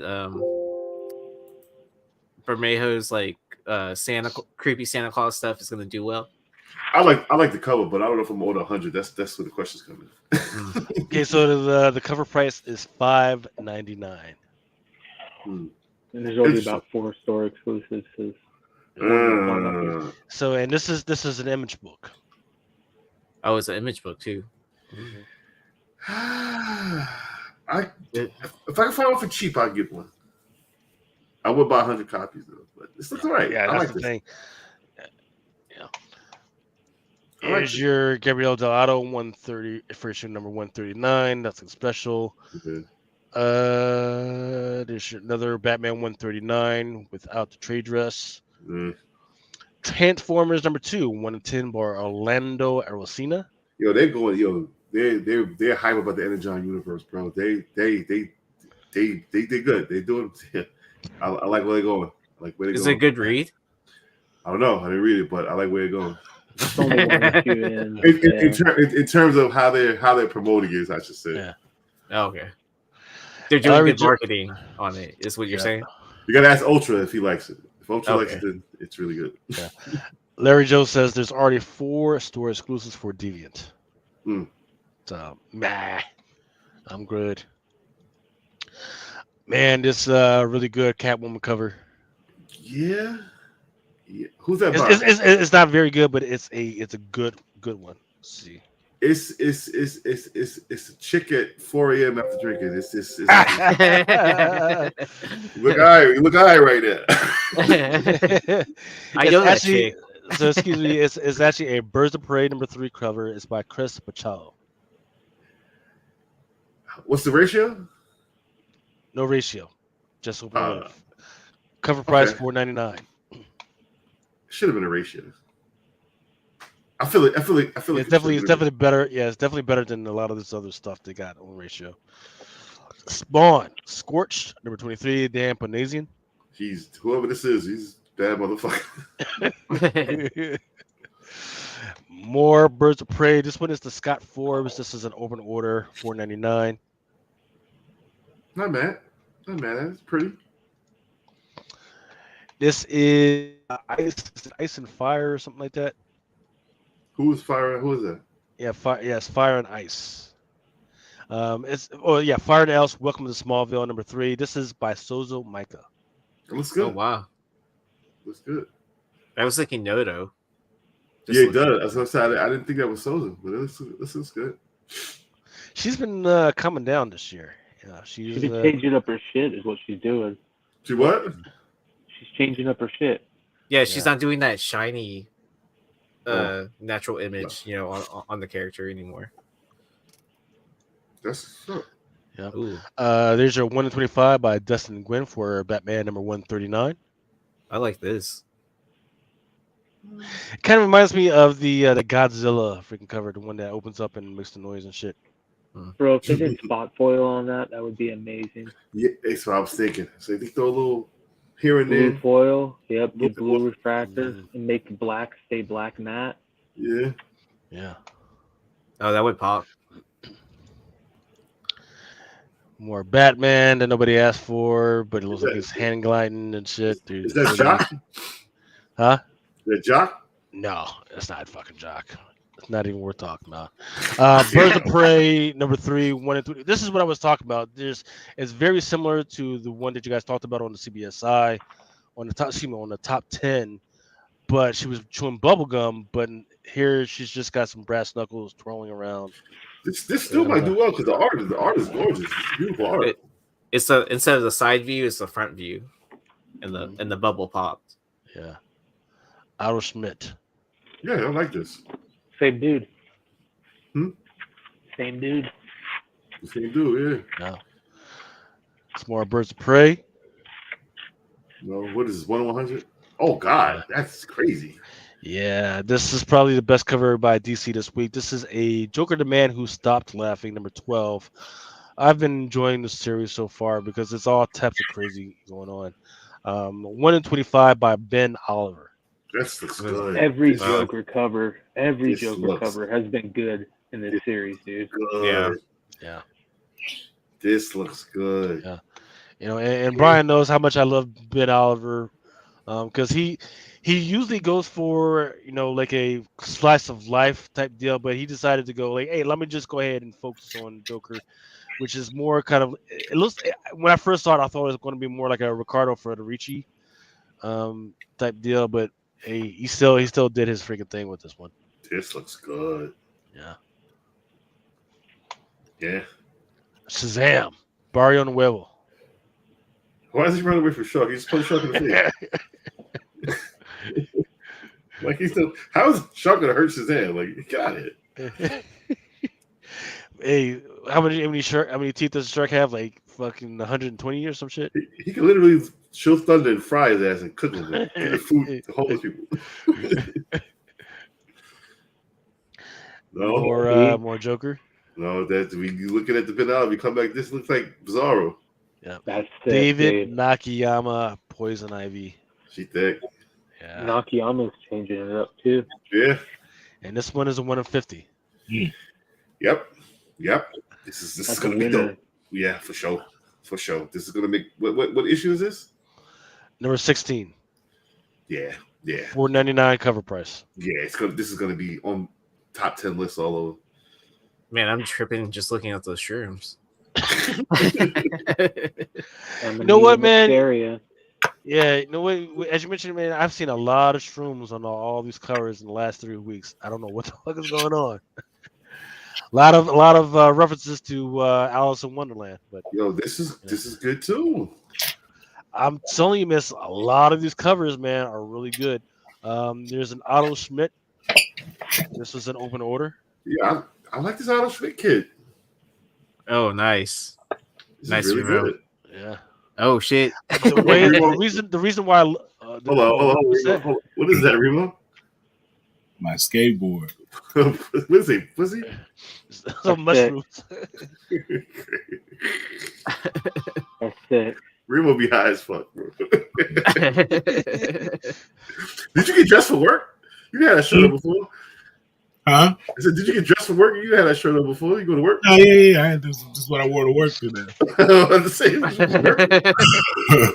You ready to go to work and shit. I came home straight from work, and then we went out to dinner and shit. So I'm still in my work clothes and shit. Spiffy ass Remo. Yeah, this is open order. Yeah. She's got some dope covers, man. Every cover I done seen of her lately has been fire. Yeah. Mike Diodato. This one's an open order as well. Okay. This one has more of a focus on the exterior, on the trees and everything around it than her actual costume. I like the sunlight effect. That sunlight effect is really, really dope. It's a tough effect. If Yes. you're not in the art, you don't understand how tough it is to reflect, because not only are you showing the sunlight, but you've got to be able to show how the sunlight reflects and has a different varying change on the objects around it. So this is professional. This is professional grade. This is some appreciative shit. Yeah. And these people, that's why I'm like, man, you guys are steeping on this DC shit because they've been really going after this shit. So Poison Ivy number 16, 1/25, Eliza Ivanov cardstock. Now it's not as balanced, but let me tell you the concept. I love the concept of this freaking. It's called the fly trap, right? The Venus flytrap. Yeah, she's just chilling in there. There's like this tar coming out here.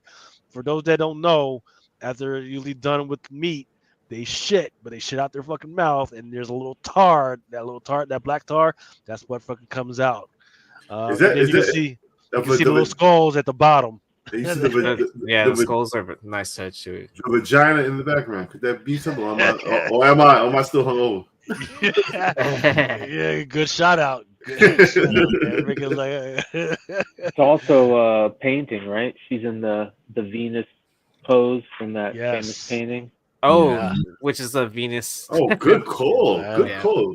Good call. Both of you guys, articulation and play. Good call, bro. Yeah. See, I was gonna say this wasn't 1/25 worthy, but yes, it is. This is. What was that cover you showed a few slides back? It was the girl in like, I don't know if she was in a Batman outfit and it was all red and there was a bunch of bats in the sky. That was it was like it's all right. It's before this.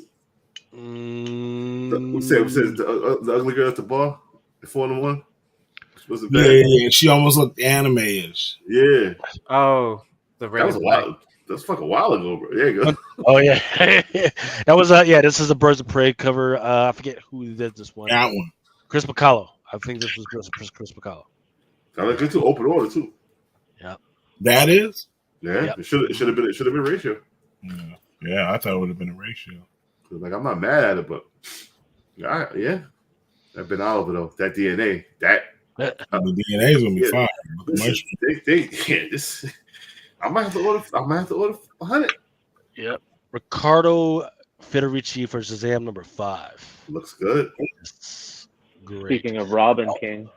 Yep. Oh, and let me go back to this one. This Barrio Nuevo.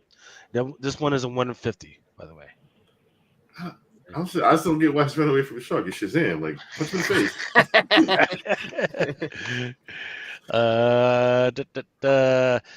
American mythology has the monster men. I don't know what in the fuck is going on, but if it's horror, I fucking love this shit. Space Trucking by Opus. They've had some absolutely freaking great freaking covers, great fucking stories.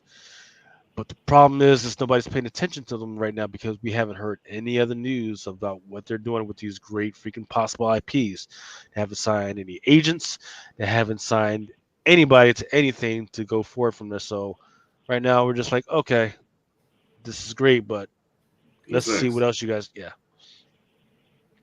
We're Space Trucking action figure variant with a little dashboard Jesus in there. Ryan McClay should sell a dashboard comic book Jesus. Yo, yes. Or at least some T-shirts with a little dashboard McClay. Yes. Doing like the, yes. Yeah, I mean, I need to add to like my Buddy Christ collection. So McClay, do that, bro. Yeah, fucking either him or whoever's Rick listening. See if you can make it happen, or if we can at least give me a quote. Let's make that shit happen. I need a lot. I need a lot of art done, dude. So if there's any good artists out there that want to fucking work on some shit, let me know. Yeah, man. Oh, Trying to think of like how you could play that into the whole them stealing shit. do you know who you should get to Clutch? Do you know who you should get to try to 3D print that? Is Comics Main. He has a 3D printer. Oh yeah, he does. That's a sick cover right there, dude. Yeah. So for those who haven't been paying attention, Good Deeds and Dark Spaces by IDW, they've already had at least one of their projects already optioned for a TV series. So these are some stories that you're going to want to freaking pay attention and see what's going on with these. I just talked earlier the fact that IDW, they just got signed by, or they just had a partnership with UTA, which is one of the biggest talent agencies in the freaking world. I think they're like number 3, number 4, and you can go to their website. You can see all the actors and actresses that they have at their disposal. So I'm just saying, just pay attention. And then this is another Good Deeds Space Trucker. Good Deeds Dark Spaces cover. Adam's Family, number 1. This one is written by Charlton's Web. With all you perverts out there that have Wednesday out there with their tits out, they decided, let's get back to fucking basics. Yeah, she's fucking 14, bro. Yeah, fucking hoeing her out. There's some interesting properties that IPs that IDW is using now. So ID ain't going under. No, it's so they did de-establish or de-link themselves from a lot of the other IPs they had, like Star Wars, Transformers, and other stuff. But they have a lot of good stuff. In fact, I think it was a couple of months ago on the show I actually talked about their latest stock report and what they were expecting to get their profits from. Their last one that they gotta get out from under them is the Wyona Earp, and then they should have a pretty good cash flow coming in, plus the Dark Spaces Good Deeds thing that they got coming in, and this other stuff that they should be profitable for them in. So that's why it's kind of interesting that when you look at the stock price, I think at one point it was like $1 or some shit. Yeah, it's 58 cents right now. It's 58 cents. I'm just saying, like, yeah, it's cheaper than a comic. A share is cheaper than a comic. So there's some pretty good covers. Looks like there's a new character on there. They didn't say who it was in the solicit, but looks like there is an addition to the Addams Family. Helicious. This one is a massive special. Oh, do you know who would do a really good cover for this? It's Pardee, Alex Pardee. Yeah. Helicious. This. Here's your. I think that's Castlevania homage, I believe. Not another one. Yeah, that's not going good. to see this fucking thing. Like 10 of these. Please. Video game homage, that was last year. Yeah. Every time I say I'm fucking done with Lucio Perillo and his Vampirella covers, every single fucking time he comes back with a really good fucking one. God damn you! I wasn't going to spend any money on you on Dynamite, but I gotta have this one. This is good. It's good. Look, she's got skulls hidden inside the little fucking candle holder right there. This candle, this fucking skulls just all over the fucking place. So good on you. I ain't mad at that. Yeah, Blade freaking has some freaking shit coming out. So it's frustrating, right? Because he just had a successful launch of the character, his daughter, right? And you're like, okay, we're gonna spin off a comic. I haven't heard shit about that fucking comic since. And then they're like, okay, now we're gonna do the fucking Blade shit. Doesn't include the daughter. They're off on some other fucking storyline, and then they actually introduced these 2 new female characters. Like, oh, okay. And then now they're on some other shit where he's fucking got Doc Strange. So there's literally 3 female characters that they've introduced within the last year for the Blade fucking universe, and they're not utilizing any of them fucking right now. Marvel. I don't know what's going on, Marvel, bro. Yeah. Captain Wolf, Howling Commandos, I believe, is top 10. You guys talked about the number 1 issue. Man, it's a good freaking cover. The thing is, I haven't read it to figure out what's going on with it, so no. Proceed at your own risk. Why is he a wolf? Because it's Halloween. Yeah. Some JR Daredevil action. Not bad. Yeah. Maybe a good poster, but you know. Yeah, it's like it's a cool little thing. Yeah. Nothing crazy. This one is damn freaking good. I really like this one. It's good. Is that Granoff? Yeah. Let's see. Is it? Isn't that his signature? Isn't that Audie Granoff's signature? Yep, Audie. It's 125. Audie Granoff. Yep. It's not bad. I ain't go crazy, but it's not bad. Not bad. Dark X-Men number 4. This is Goblin Queen, right? No, that's old girl. She's like the ruler of freaking Limbo right now. Okay. Oh, it's like the Dark Phoenix thing, right? Was that right? Her? No, she's the clone of Madeline Pryor. No. Yes, there you go, Madeline Pryor. There you go. Okay. Yo, shout out to Indie Key Comics. What's going on? Joshua Vista in the building. What's going on? Yeah. And this one is the 1-in-25 by Greg Land. Really? Yeah. Which has another fight. Okay. Now, as much as I know how much Mel loves dinosaurs. Why would you do this?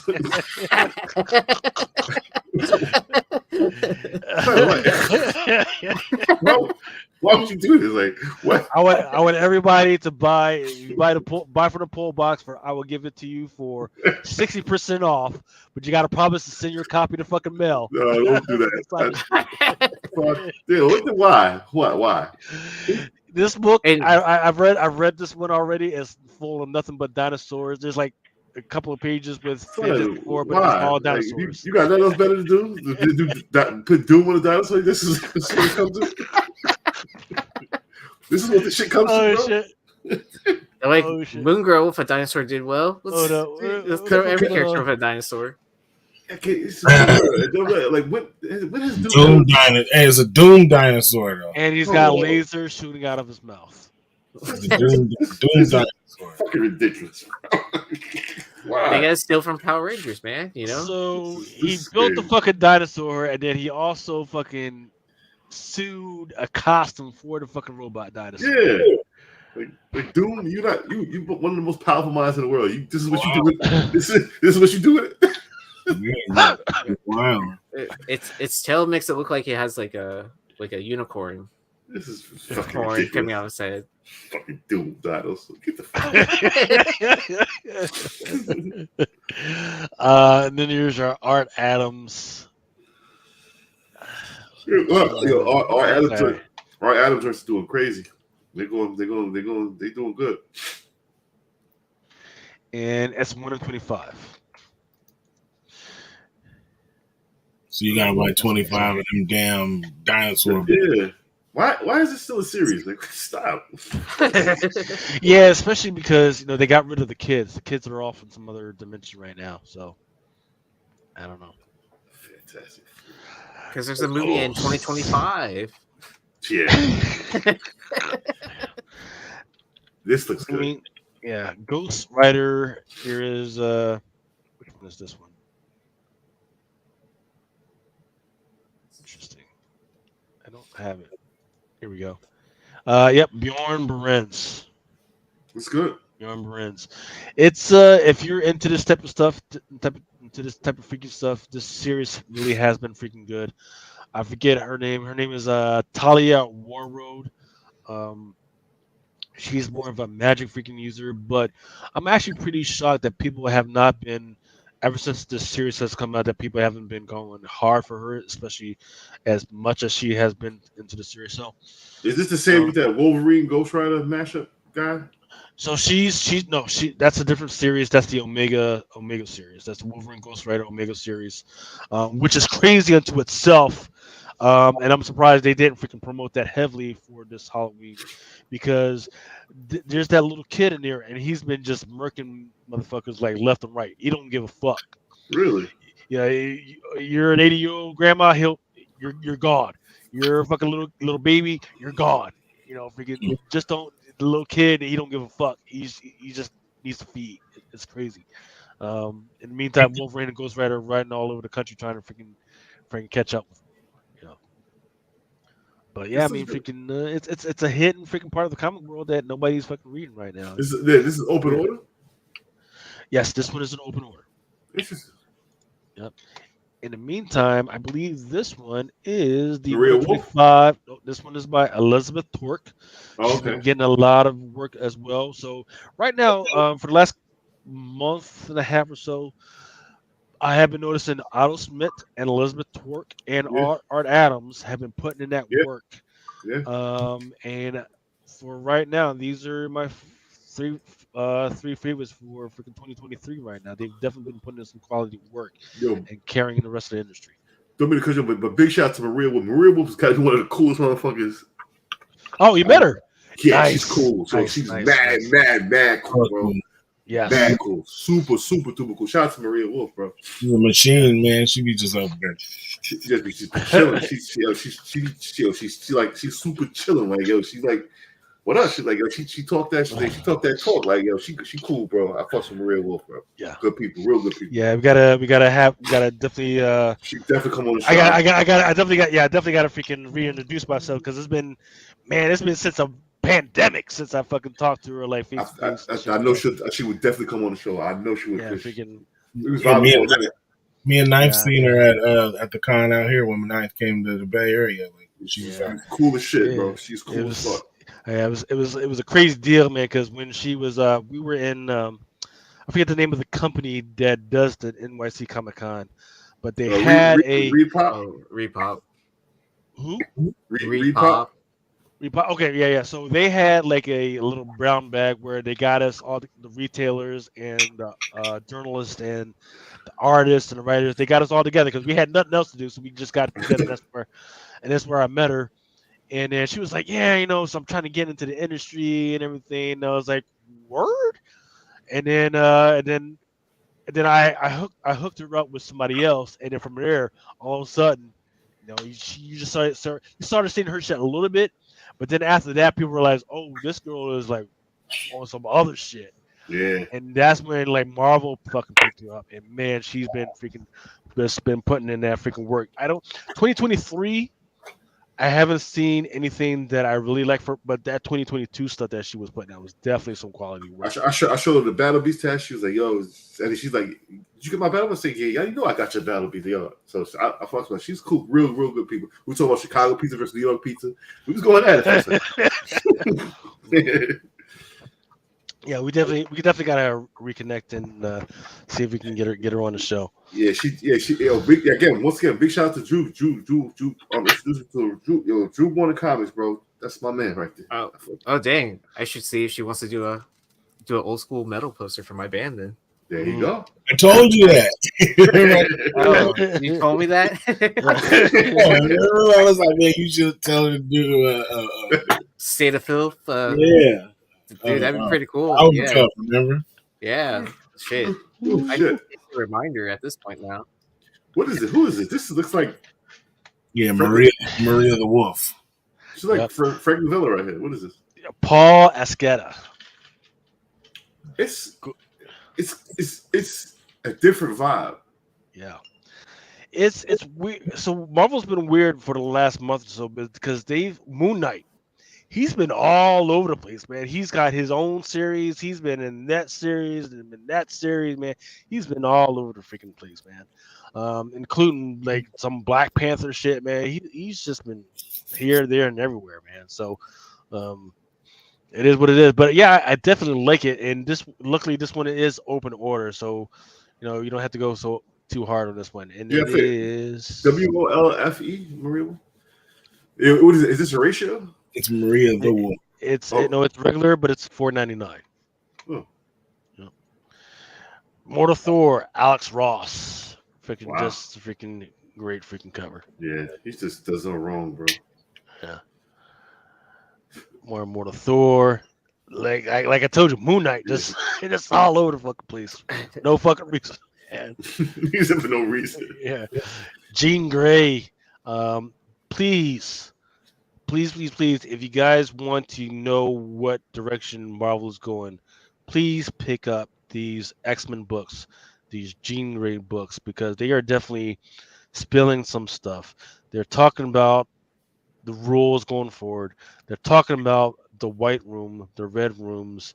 They're putting out all types of stuff, because during Power of X, House of X, they put the rules out, but now it's changing a little bit, and they're trying to revert it back to the old X-Men ways. But this Jean Grey number 1, where they talked about the white room, that's where I thought they were going, and it's going to be definitely interesting. So I don't know. But what's the other one that's coming out this week? Uncanny Avengers. That's on FOC this week as well. That's going to be an interesting read as well for you guys. Red Goblin and Hyuk Lee. Is they still doing Red Goblin shit? They are. What's up? The problem is you got Red Goblin, you got Carnage. There's too much shit. There's too much shit going on right now. What's up with my girl Hallows Eve? She's got Is there something? No, there's something coming out this week for Hallows Eve. I like that character. Yeah. It was a good concept. You just gotta freaking not fuck it up. Great concept. Silver Surfer Rebirth. Like, see, regular Silver Surfer versus the Black Silver Surfer. I gotta know what the fuck is going on, because the Black Silver Surfer is just supposed to be the Silver Surfer that was tied up inside the thing that made Galactus. I need to know what the hell's going on. Spine Tingling Spider-Man. It's supposed to be really freaking scary. It's got some interesting covers going in the future. Yeah, the cover look crazy. I thought that was the same from Silver Surfer Black. Isn't that what that? Yeah, isn't that what the series was about? That Silver Surfer transformed into Silver Surfer Black? Yeah. Yeah. He morphed there, like his arm changed or whatever. The void or whatever. Yeah. So I haven't read the Rebirth Legends. Did you read that, Lucas? Was that worth the read? I haven't read it. I've only read what they put out about Black Silver Surfer so far. Okay. During the Donny Cates run. Yeah. So that's the only thing I'm aware of. But I mean, I'm gonna pick which one? This one up to see what the fuck. Yeah, that's kind of separated. Let's see. Let me see who's writing this one. Ron Mars is writing this one. Old school. Yeah. And he has the Milner hammer. Yeah. Well, what issue number is this? Number 3. Okay. So Spine Tingling Spider-Man. This one is a Bjorn Baron special. 1 in 25.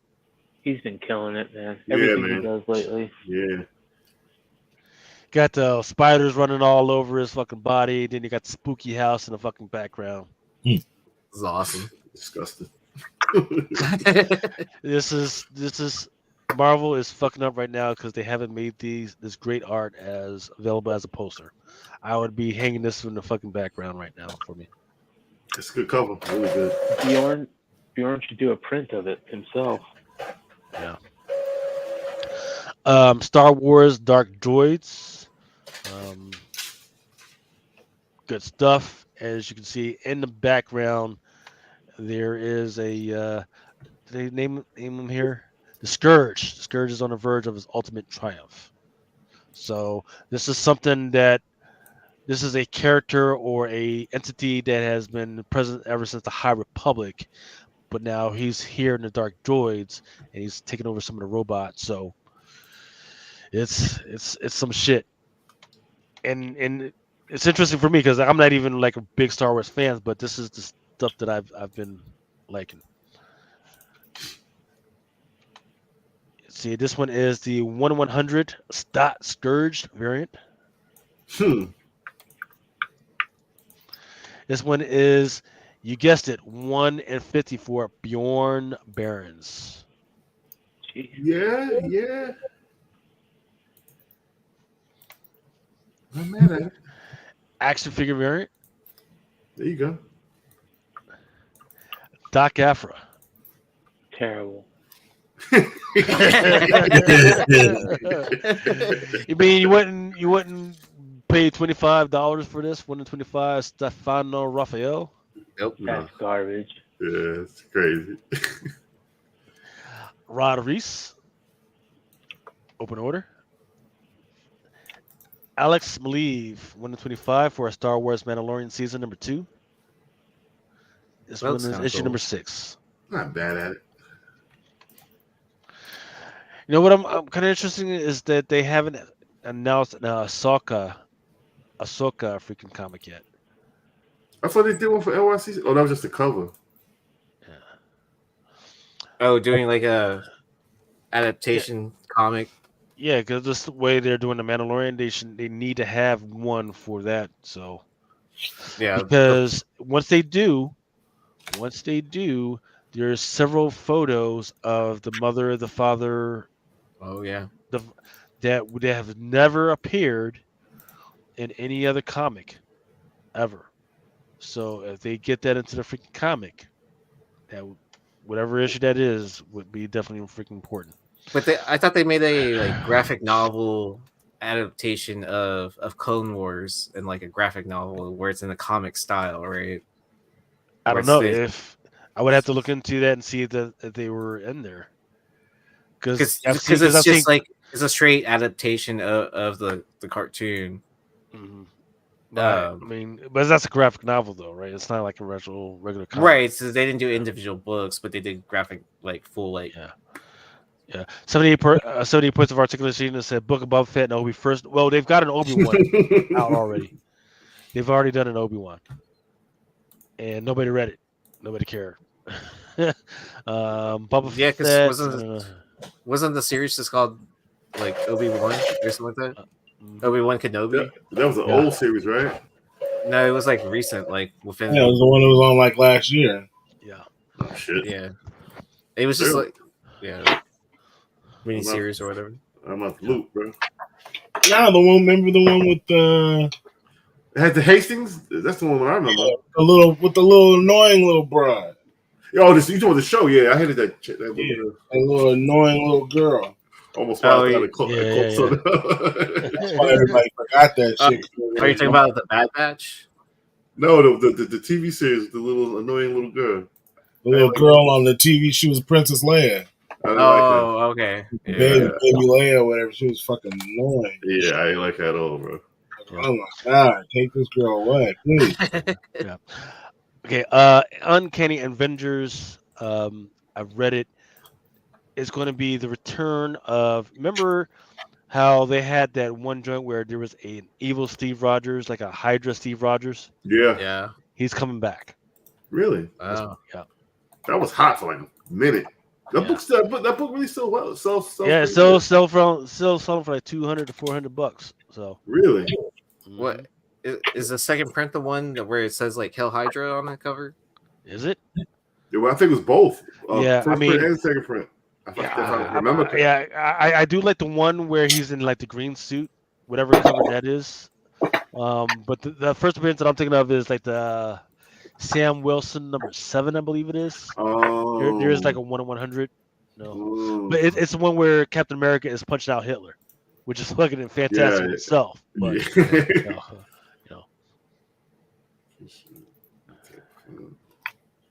why does Captain America looking like he's hoeing down Deadpool? Liefeld. Rob. Superman in there, huh? I wasn't sure if it was Liefeld. The chest seemed kind of small. Rob.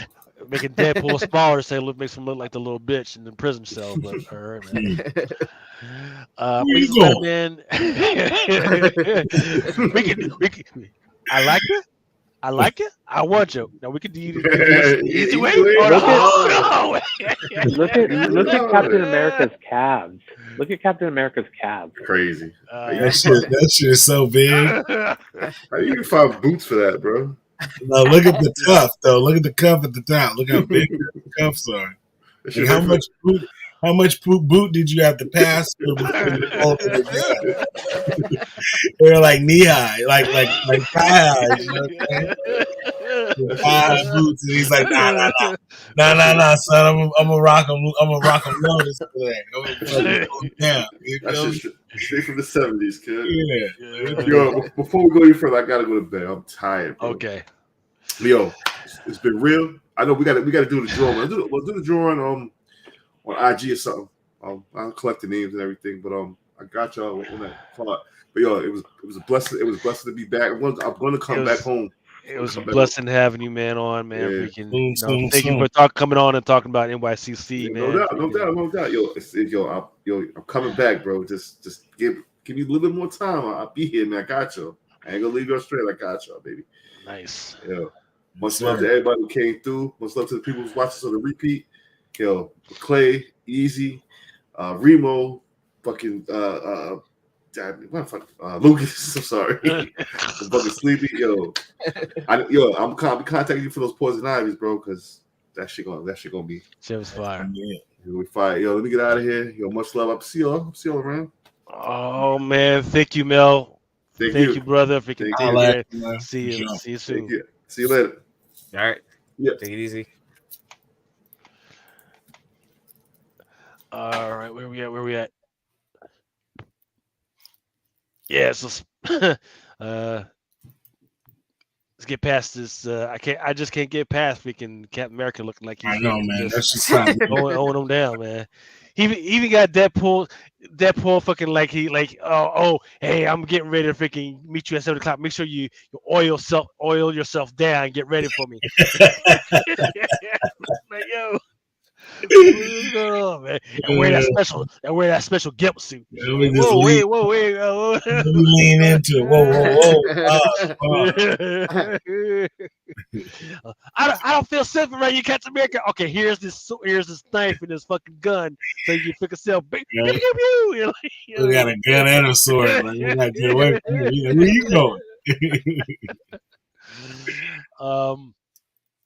And then here we go with this Amazing Spider-Man. Freaking this, I don't forget whether it's the start or it's the second issue of this whole gang war bullshit. The shit that nobody asked for, but here we are. This fucking gang war. She-Hulk looks just all types of fucking weird. I don't know why she's included in this fucking gang war shit, but all right.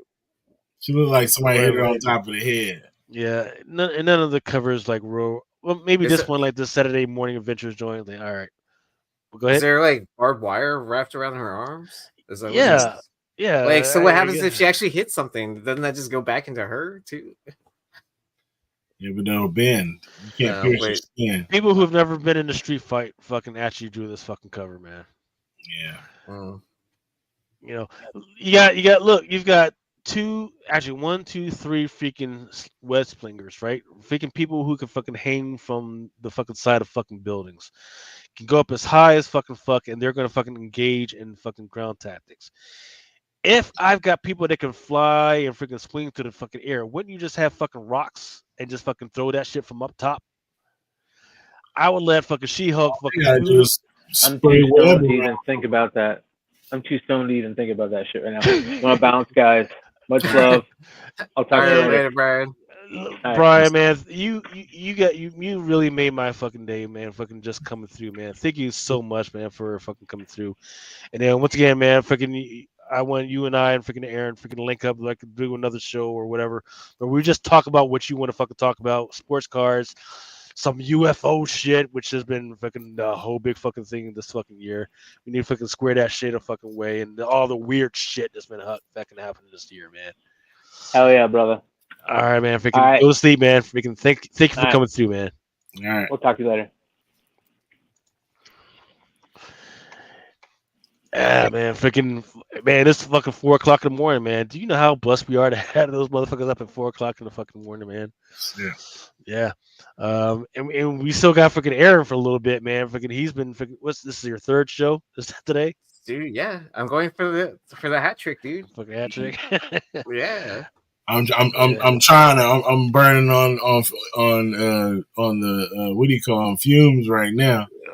I've been up since 4:30 this morning. Hey, wait, I have a question for you. When are we not burning on fumes? I know, man.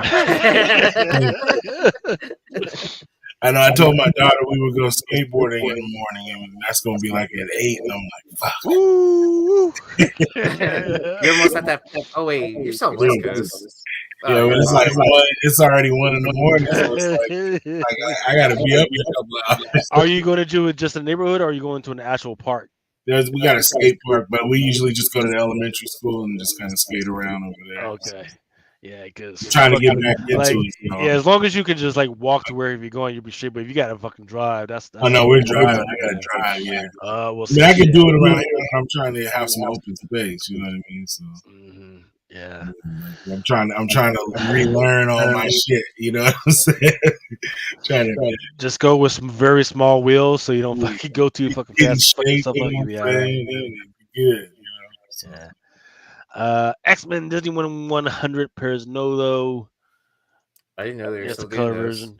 Yeah, they're still doing them. I guess they're going to go throughout the whole year and keep them going. You can once again, even the 1/100s, you can usually pick these up for pretty cheap. Just wait. 34. Right. Yeah, just wait. $34, man. That's where I've been picking some of these up for. Ghost Rider, freaking more good stuff. I forget what her name is, but she came out last year. Yeah. More Fantastic Four, freaking goodness that no one asked for. I don't know why you got all these female figures on here, but they're not a part of the. They're not even in the issue, but all right. Yeah, it feels like what happened was they're like, all right, guys, you got to have some type of anime tilt to it. So, hey, Fantastic Four, what do you have? All right, here's what we're going to have. You know how there's a harem freaking genre to anime? We're going to have Reed Richards, even though he's married, and just have all these bitches around him. But you just can't have that. We're going to have him fighting them, and he's going to freaking strangle them and freaking tie him up and shit. Mm-hmm. Yeah, they'll go for that. Like, man. Is it Alex Ross? It looks like it, I believe. Right? Yeah, it does look like Alex Ross.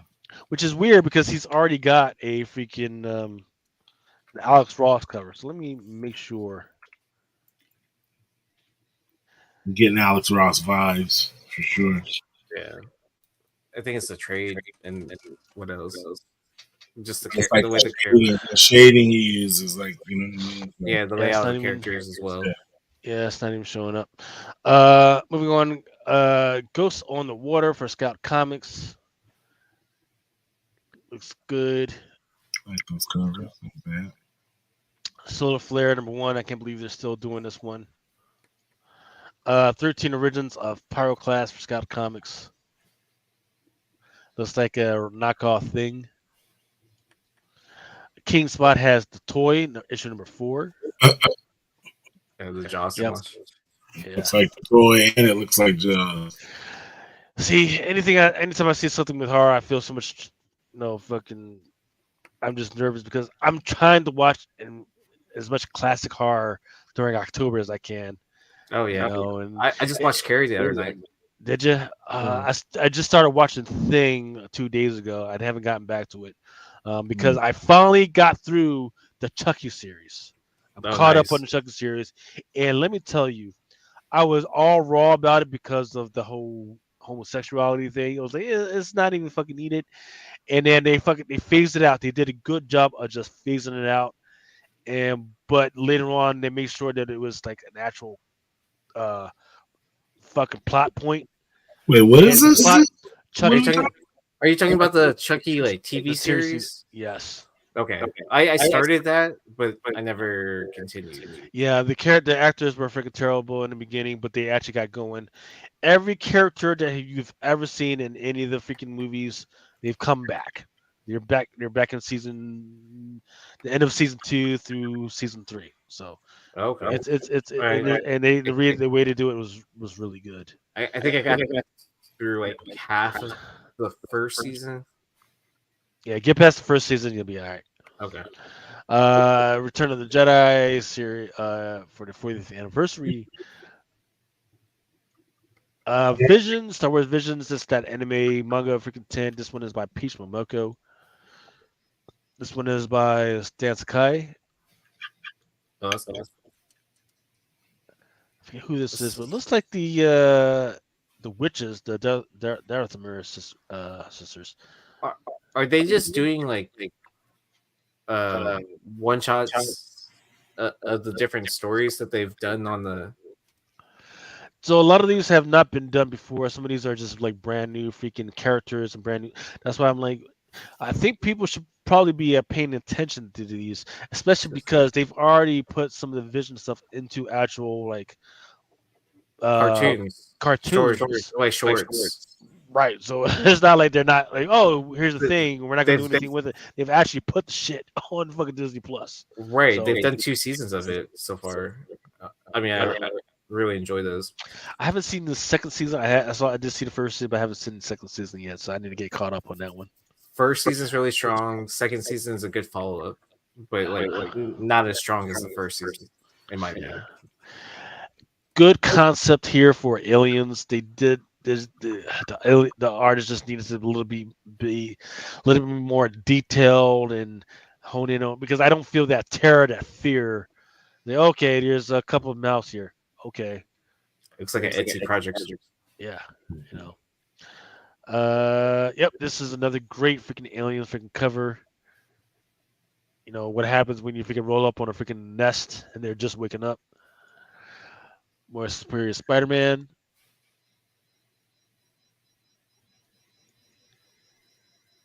I got to drop, fellas. All right. Got to tap out, man.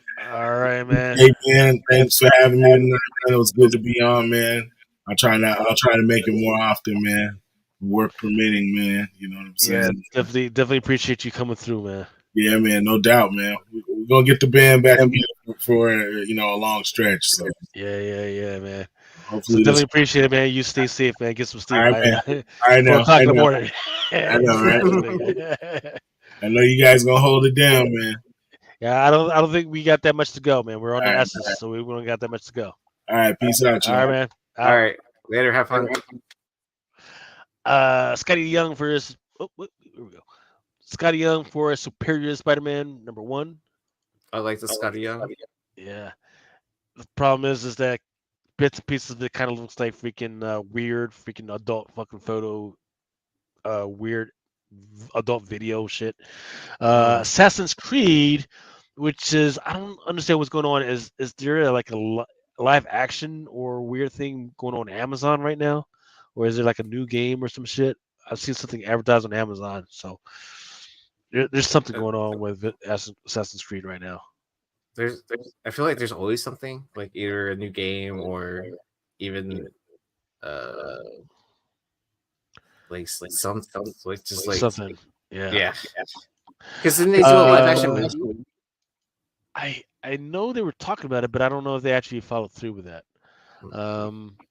Cyberpunk 2007. I do like this cover. I this cover. I don't think I showed before.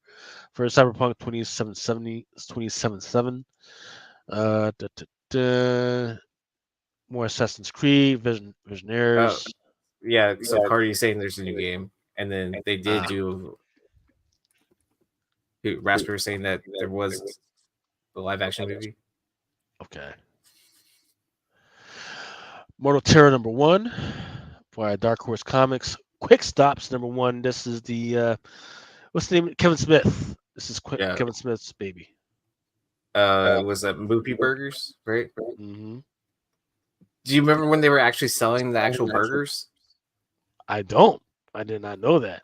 Yes, so they had a pop-up shop where you could order it online, and then they ship it to your house. Wow. Like where it's like in the freeze drive. Do you really want your burger FedEx? I mean, because they do that food delivery stuff all the time. like where it's like I think it's prepared and then it's like freeze dried and then they send it to you and then you just heat it up and you get it. Yeah, I know there's some fucking cookies and donuts that fucking get delivered. It takes like a day or two to fucking get delivered and shit. But meat that's been supposed to be cooked already, I'm just not so sure. Yeah, Josh with business as a cooked burger. Yeah, Look, I'm pretty sure it was cooked. Yeah. Echo. Okay, let me take that out. That's probably the Echo right there. Hunger and Dust. I can't believe this is still going on by IDW. My Little Pony number 19. That cover Star looks Trek. crazy. Yeah. They've lot of new characters for My Little Pony. I actually ran into Tony Fleeks at a small con here in Houston. How's he doing? He's doing pretty good. And the first thing I said to him when I walked in the door was like, they let you in Texas, man? So you didn't ask him about the Stray Dogs movie? That's already out? No, I didn't do that. Yeah. He didn't feel like spitting into the wind on that one. Yeah, I was like kind of like, I was kind of looking through his OA and stuff like that. And I hadn't seen him in a while, or I hadn't been on a podcast with him in a while. So, Aaron's a respectable young man, not me. I was like, hey man, remember when you said your shit was option, and now all of a sudden we got this movie called Stray Dogs, and it has nothing to do with you? How about that? And there is a murderer in the film or some shit like that. Is there? That's what I heard. Oh, now I gotta see that fucking movie. To see how close it is to their comic. I mean, it doesn't matter if they got the elements. You got the talking dogs that talk to each other. You got a freaking murderer. That's all you fucking need. Yeah, that's all you fucking need. Yeah, I mean, how often have you heard of Hollywood like doing this all the time, right? Where they bought the IP for something or whatever, and then they end up not using it. Like let the option run out, and then a different studio or the same studio will create something very similar, but change like a couple major elements. But it's basically like I have several friends right now that have these great comic books, and they've been listed as options, and they've been fighting with the studios because the studio's like, oh, hey, great. By the way, we want to bring on this other freaking experienced writer to make it viable for a fucking script. And my friends were like, "Oh no, we don't want to do that because we want full credit for our shit, and we don't want this guy to fucking change our shit." And they go back and forth for like months, and then of course the fucking the option runs out, and then next thing you know, that same fucking studio goes off and does. Oh, they hire that writer anyways, and then like basically like have the basic concept of that story, and then now you can't sell your property anywhere because Studio X already put this out. Yep. It happens all the time. Yeah. But I mean, at what point do you swallow your pride as a creative or as an artist? That's why you gotta hire a good freaking talent agency that actually knows what the fuck is up. In fact, I talked to last time I had Stranger Comics on here, and I remember I asked them, "Hey, which agency are you working with?" Because they've been in a fight with their option with HBO for a while. And I was like, "Hey, which agency are you working with?" And they say, "Hey, we're working with this agency," and I think it was the same one that HBO uses for their producers and artists and everything. And I was like, "Great. That's great." But in the meantime, are you aware that there's these other projects that are very similar to fucking IOE that they're actually fucking fucking put out like right now? He was like, "Oh, okay, bitch, you got to get on that shit, man." Fucking, I get it. Your vision is your vision and everything, but you got to get that shit out. I feel like there's some sort of level of compromise where where you can have someone else write it, but then you get like your first project, you gotta fucking just get it out. Yeah, you just Let's gotta fucking get it out you, because you just have to play that game, right? Yeah, just play that game, get it in there, get your name out there, blah blah blah, yeah, and then exactly. Get some actual credibility. Then your second project is where you get to start fucking putting your fucking foot in the fucking ground. There is a young lady that's out there right now. She does photographs. I forget what her name is, and Euphoria called her up and says, "Hey, we like the vibe that you put out. Would you mind freaking being an advisor for our show?" And she says, "Okay, but I want this, that, and the other thing." And they said, "See you later," right? And then even though her stuff wasn't even that really that unique, they reached out to her because she was young and they wanted to say, "Hey, this is this TV show about 16 to 20-year-olds. This artist right here, we want her to be the face of the vibe that we talked to." And she said no, not understanding the fucking game. And now, years later, after Euphoria is a success and all, they're like, "Oh," now she's coming out saying, "Oh no, Euphoria, HBO, they fucking stole my fucking vibe. They called me up and they like, no, bitch, no, they gave you your shot. You had your fucking shot to fucking claim that shit, but no, nope." Fucking, it's the fucking game. Get paid first, then fucking stand your ground. Nope. Yeah, you get paid, get known, and then you become independent. Yeah. But people you save that money, you buy the studio equipment you need. That's always the goal for music, right? Yep. You sell out hard, and then end your contract. You end your contract, start a new band. Be like Michael Jackson, Prince, and Taylor Swift. Put the shit out, make enough money, then buy back your own fucking tapes. Yeah. That's it. Just do the shit, pay the bills, make the money, buy.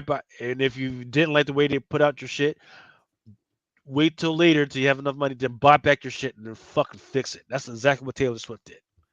You know? So Teenage Mutant Ninja Turtles, it's a weird freaking storyline where they've got a whole bunch of shredders doing what they do. Why is that needed? They felt they needed a fucking storyline, but I mean, I get it. Like, I don't. I'm glad you. Well, I don't. I mean, just because they now just had a major movie release, right? And then they've got like several. They've got several shredders with tits on here. Yeah, but I mean, my point being that you just had like a major movie release. You're obviously advertising for the kids to get back into the comic. Well, it's smart. Good point. But why don't they have a Teenage Mutant Ninja Turtles comic book adoption of that movie or cartoon or whatever? Yeah. I don't know, man. I'm just sitting here in this fucking chair, just wondering. Yeah. Brentmore number 5. This one has had some excellent covers. I just haven't actually opened the fucking thing yet. See what's going on with this. It looks cool. It's fucking great ones. Issue number 2. And I would have to say a comparison of issue number 1 and issue number 2, but it looks like it's just another business card. Well, yeah. So like, did you see American Psycho? Yeah, that was what 20 years ago, right? 20 years ago. But do you remember they had that scene where they're showing each other's business cards and stuff like that? Mm-hmm. But it's funny because they're all vice presidents and stuff like that. I like this because that was such a a turning point in the film. But then the card that this is, Paul Allen, that was the guy that was Jared Leto's character, and you remember so I think it's cool that. But what about issue number 1? Was issue number 1? Yeah, so issue 1 was Patrick Bateman. Okay. Yeah, so they're each of the different characters. Like, so, okay, gotcha. like, yeah, so because Christian Bale's in the movie showing off his card, right? But the thing I don't like about this is that for issue 2 and 3, they're doing different characters' business cards. It's not an incentive. Like it becomes open to order. Yeah. So like, because issue 1, the Bateman business card is a 1 in 10. So I think they kind of shit the bed on this. Yeah. Business card is dope. Yeah, 1 in 10, man. 1 in 10 is selling for $40. So imagine. Wow. So did they go that far in detail where they changed the text? I'm about to find out. Yeah. So I mean, I definitely like shout out to Mel and. Oh wow, they actually paid that attention to that much detail where they changed the text like in the movie. There's a Calibri and fucking Ariels, shit like that, Wingdings and all that other shit. But yeah, fucking shout out to freaking Mel, and I forget the name of the other. What's the other name of the other guy from our Josh International Comics? Yeah, Josh, who grabbed the pull box freaking discount. They ordered 100. Yeah, they ordered 100, so that means they got 10 of these at $40 a pop. They're making their money back just selling the incentives. Just the 1 in 10s. Yep, they just made. Yep, exactly. So that's just the way it fucking works, man. So I'm proud of those guys. I'm glad they freaking jumped all over that. I think Josh already said he sold all his incentives. Really? Yeah. Shit. Like what he just got him Thursday? I want to say he just got him Thursday, didn't he? From you? Probably, maybe. I'm not sure what day they arrived. Yeah. Yeah, and then he announced earlier. He's like, yeah, I'm sold out. All those. Jeez. Yeah. I mean, he still has the open order covers. Oh, the open order covers. Yeah, I mean that. But yeah, once you sell the business cards, shit, you can throw the rest of that shit away. That's the fucking thing, man. Yeah, I mean, and then what the 1 in 100 itself, that's going for like 180 or something like that. Yeah, you could just show that off to the CGC and just wait on that one. I mean, the smart play might be actually to grade maybe like 20-25 of those A covers, and then if it pops into anything bigger, like you're just like sitting on money. True.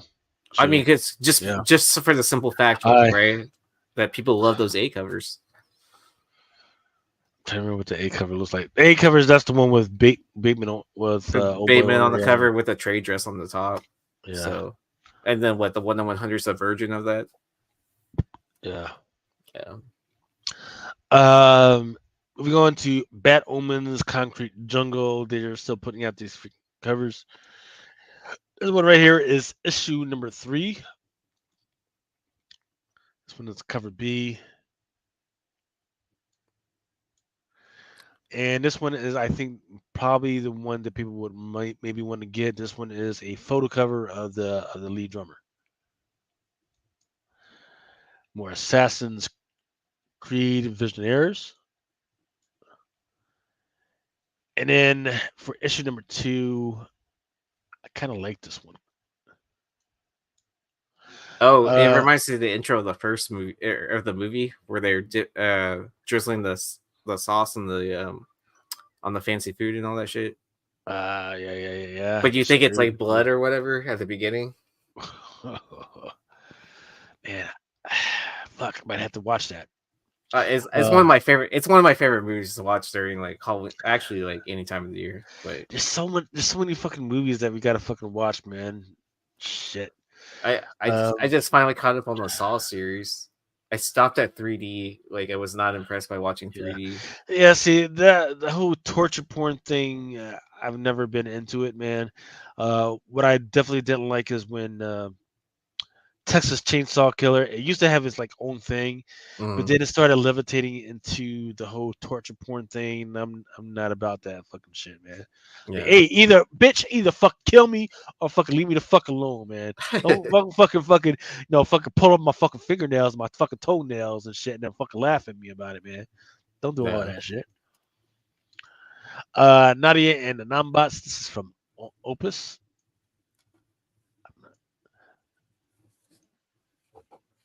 Looks like a later apocalypse filled with robots and drugs. Army of Darkness Forever. This is a Matina, written by Tony Fleeks.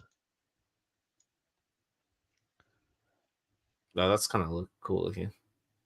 Very gnarly, right? Yeah. Skulls for teeth. Yeah.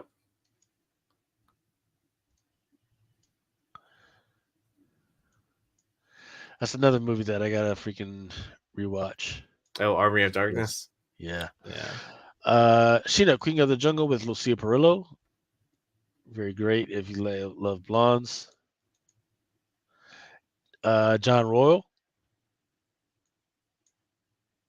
Or Space Trucking. Conan. Amazing Spider-Man number 39, Spider-Man 2. This one is the tactical suit. The Arantia suit. Oh, so it's for the video game? Like the different skins that you can get throughout the game or whatever? Yeah. Mm. Like, whatever. I didn't even finish playing the Miles game. I finished playing the first one. I didn't finish playing the Miles one. They did improve on slight mechanics on the Miles game. I'll probably end up playing 2 eventually. Well, they're squeezing every penny they can get. They're doing merchandising like crazy. Shit. I think I'll wait till PlayStation 5 comes out. Or maybe I'll just fucking. Actually, I'm thinking about buying a new PC just for gaming. Oh, did you not see the Spider-Man console they're doing for PlayStation 5 or PlayStation for PlayStation 5? Yeah. Oh yeah, it's not PlayStation 5. PlayStation 6 is what they're PlayStation Pro. PlayStation the Pro. Yeah. Oh, okay. Yeah. Some Conan. When I looked just closely at the Conan and I just saw the girl and I was like, oh, it's just Conan just trying to get some hoe ass bitch off him. But when you zoom out and you fucking look out, now you notice that the girl, that lower half of her body is a fucking snake. Yeah. Is that some sort of mythical creature? Probably. I just don't know the name of it. This is one of those that if it was a foil would be amazing. In my opinion. Oh no, do you want to look cool? Like the mosaic tile pattern. Yeah, you know what? Yeah. That's true. Yeah. Just saying. Yeah. More Conan by Qua. Visible Iron Man. Ornick. This is the wedding. Is that a second print? Yes. So I believe one of these is a 1 in 25. I think this one is the 1 in 25, and this is the open order. Mortal Thor. Second print. I forget who this is. All right, here's the stuff that's coming out this week. Grimm. Number 14. Cool. Homage to We Can Do It. Freaking World War II freaking joint. God damn it. Great, amazing fucking concept. But it's fucking grim. I think I read like issue number 1 and 2, then I've dropped off since then. Yeah. I liked issue 1.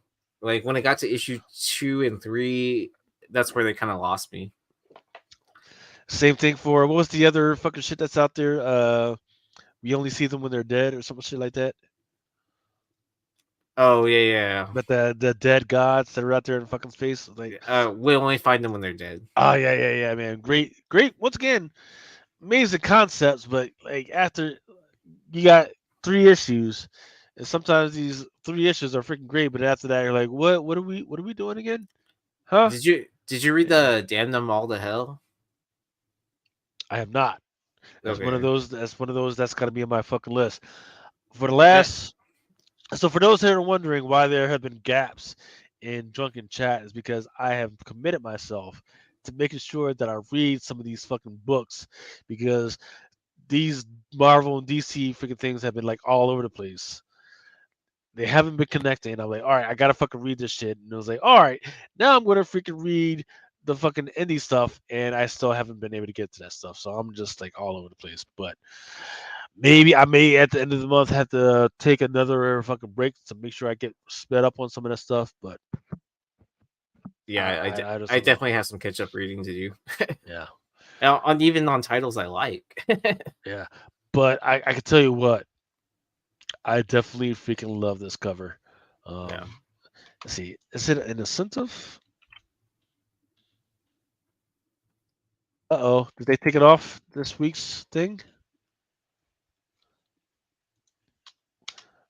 It's not showing up on this week's list anymore. Oh, really? Yeah, because sometimes that happens. Sometimes it'll be there at the beginning of the week, and then Then they'll end up pushing it or whatever. EFH. They took it off. Yep. Yep. Maybe it's no longer on FOC. Interesting. All right, so don't worry about this one this week, but Grim is out there. All right, Headless Horseman by Dark Horse Comics. All right, both of those covers. Hulk is coming out this week. Once again, why do I have that one? Because I really like this cover. Stand by. This is the cover that I like right here. It's got this. Once again, this is the Hulk is confronting the mother who's been like out there since like the Hulk annual. It's been a slow freaking weird fucking. It's not been the slow. It's been a whole bunch of killing without actual confrontation. But this is one of the issues where he's actually supposed to be confronting her and battling her. And it's just a whole bunch of nastiness, ugliness. I really like the way that they returned the Hulk back to being trying to be scary versus him being a little bitch and fucking robot in that last whatever the fuck that last volume was. But yeah, It's because they let Donny Cates write. don't let that man back on this fucking book. I didn't know what the fuck was going on. So here's a new Hulk, right? These new champions. For those that don't understand what's going on with these new champion covers, these are new characters that should be showing up at some point within the next year or two. So this is your first. They're not inside this book, but they are on the cover, and this is your first art for these characters. Invisible Iron Man, and this is a great freaking Adi Granov. This is also going to be a 1/100, fortunately.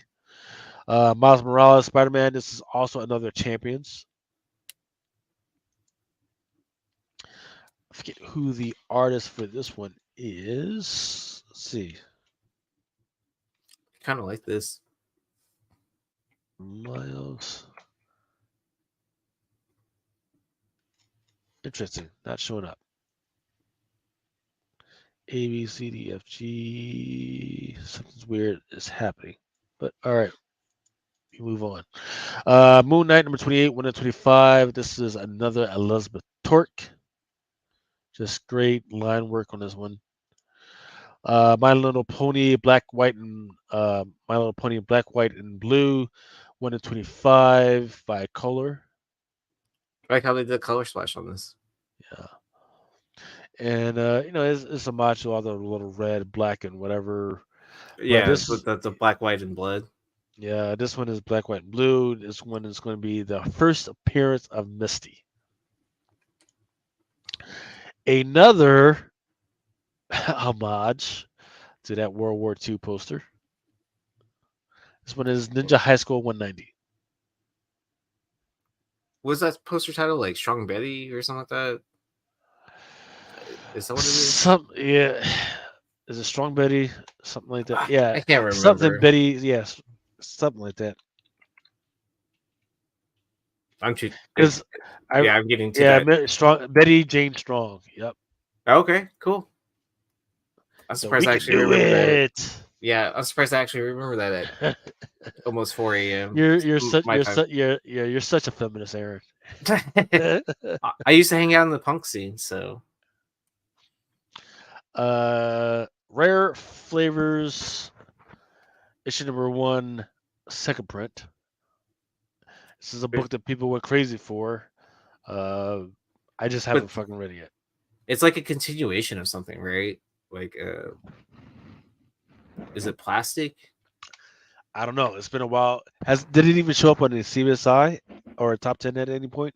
I think we talked about it on Brian's channel at one point in time. Rumpus Room by AWA. More fucking killer fucking people in furry suits. Scarlet Witch number 9, 1 in 25. Tiago Del Silva. She-Hulk, Sensational She-Hulk number 1 has a whole bunch of covers. Here's the interesting thing. The one of the covers that people really want is the Adam Hughes cover of her. Do I actually have it? No, I don't have it. It's her in a swimming pool and a bikini. And it's a foil, but it's not coming out this week. It's coming out next month. But it counts toward the 1 in 50 and 1 in 100s. It's fucking weird. But it's for this title that's coming out this week. It is. That's. Oh, do you know what it reminds me of? With that Tosin book for Black Panther 3. Yeah. As first I know what you're talking right? about. That C cover or whatever that came out. Yeah, that's what people don't fucking get. That C cover came out like weeks, like maybe a couple weeks after that one. But it still counted towards the first printing or whatever. Mm-hmm. And then like it depended on like what if you ordered from Random House or if you ordered from Diamond. There we go. Rosie the Riveter. Thank you. Yeah, if you put in Betty Jane Strong, which is the name of the actual model that it was after, so that is not Rosie the Riveter. You are incorrect, Maris. And once again, thank you for stopping by, but that is not Rosie the Riveter. This one on the right, that is Rosie the Riveter. The one on the left, that's Betty Jane Strong. 2 different pieces of art. Oh, sweet. So I did remember something correctly. All right, cool. I haven't fried all my synapses in my brain yet. So one of the most useless pieces of freaking things. That's the shit that you all will always remember, man. I mean, I guess I did get the names back. I guess my dyslexia kicked in, right? Where I said Strong Betty or whatever, but it's Betty Strong. Okay. Yeah. So that the one on the left, that is that was painted by J. Howard Miller. The model was Betty Jane Strong. And then the one on the right, that one was done by one of my favorite artists, Norman Rockwell, and that is Rosie the Riveter. Sweet, my art history degree paid for something. Random fact. Account for something. Yeah. Random fact on the Drunken Chat podcast at almost 4 a.m. Central. Almost 5 o'clock. Try to get out of here. Spine Thing Spider-Man number 125. This is cover C by Lucio Perillo. And it's all right, man. The way he's got to do wrapped up. What the fuck? What the fuck, Peter? I don't like the position of his hand and all the spider webs everywhere. Hey, what happens in prison on Block C? he's got a block seat up. All right. Scotty, this is Scotty Young for that one. Oh, that's cool. Like where it goes along with the other one too. Yeah. The other cover was good. Yeah. Yeah. So the one that we showed earlier, that was for issue number 2. That was on FOC. This is the one that's coming out this week. Okay. Star so that Wars might be a cool set to put together. Look, yeah. That's probably something they should have considered, is making it some type of connecting cover, or just like Let Scotty keep on doing these covers. Oh, Joshua visited why the fuck he's so strong. Well, is he's strong regardless, but he's kind of bulked up, but the way his shoulders are out like that is prison strong, right? It's strong. It's from doing all the bench pressing, right? Yeah, it's strong. It's the type of strong that you get to make sure that nobody tries to take advantage of you in the fucking showers, if you know what I mean. So he's obviously the one that's taking advantage. So yeah. I mean, my boy laid out. Fucking he didn't listen when they said, "Hey, don't drop the soap." He was like, "Oh, I'll be all right. Okay, watch this." There's just Scotty Young. Star Wars number 39. And Star Wars Clones has different freaking covers. My favorite right now is the Raza cover. That's to the far right. There's also a 1 of 25. That's done by EM Just. That's got the Baka tank. Yeah. Who's in there though? I don't know. Is that freaking what's an Obi-Wan Kenobi story? No, that's Vader. Because he's got no limbs. Yeah, I've got no legs. Yep. Teenage Mutant Ninja Turtles ongoing number 144, 150 by Kevin Eastman. That was kind of cool. Yeah, Joshua says I gotta start reading again what's going on in these comments. Yeah, man. Me too. Me too. Wait. Wolverine number 36. This one is the second print of that Wolverine matchup with Ghost Rider. I gotta say, man, freaking. Did they get people going crazy for that first print? Enter the Helverine. Okay, I was gonna ask, did they give him a cool name? Yeah, it's like, hey, look, fuckers, if you going crazy for that first print, you got to go with that second print. But don't forget, here we go, that 1 in 25. That 1 in 25 looks pretty damn fucking good, man. From eyesight, this is the one for me. So maybe this will probably not be on the top 10, and if it doesn't, and once again, you know how much I hate second prints. Yeah, but all these. But these second prints 1 in 25s. I mean, I don't know how much it. I'm not gonna do the math. Or okay, I can do math right now. I figured it out. It doesn't cost that much, right? But then how much they sell for in the aftermarket after release, they end up selling for like what, 130, 150 typically. Yeah. It's just that we're lost as a community right now. What the fuck? Yeah, but I mean, it's really shitty that Marvel was purposely like getting you to buy a bunch of second print, whatever, open the order cover, and then we wonder why insurance companies don't want to insure us for our shit, like other collectibles and art. So yeah. Josh Vincent says he's not falling for the Wolverine. He went ham on Weapon H and he became nothing. So I would go the other way you can't use Weapon H as a same comparison because it was a $3.99 freaking comic cover. There was no incentive variance for it. I was successfully able to sell several of those fucking copies for $50. I was able to get the 9/8s and sell those for $120. And yes, even though it's not selling for $120 now, you're still able to sell those for usually around 40 to 45, which is really good when you consider that you paid $3.99 for it. Now, if you pay more than $3.99 for it, yeah, you might want to be pissed. But if you pick it off the rack, if you got it off the rack, then like good on you. But if you if you paid realistically, what are the chances that we're going to see Wolverine in any type of series? Absolutely nothing. I can see maybe down the road a what if. Oh, maybe. But I mean, other than that, like nothing more than like a one shot episode. Some sort of animation. I mean, I wouldn't expect it as a full on series. Yeah, we get a what if once every 5 years or so. Well, I thought they were coming out with what if at some point in time soon. Well, so they gotta hire the writers and the actors back in order to actually shoot the shit. It's like wishing on a fucking star, See, wishing on a star and fucking pissing in your hand. See which happens first. You know? Then That's while pissing in the wind. Yeah. Look, it's a gorgeous Avengers Inc. 1 in 25 cover. This is it's had look, this title has had some great fucking covers lately. I have not opened this fucking book yet. And that's crazy because I'm supposed to read like at least every fucking Marvel title.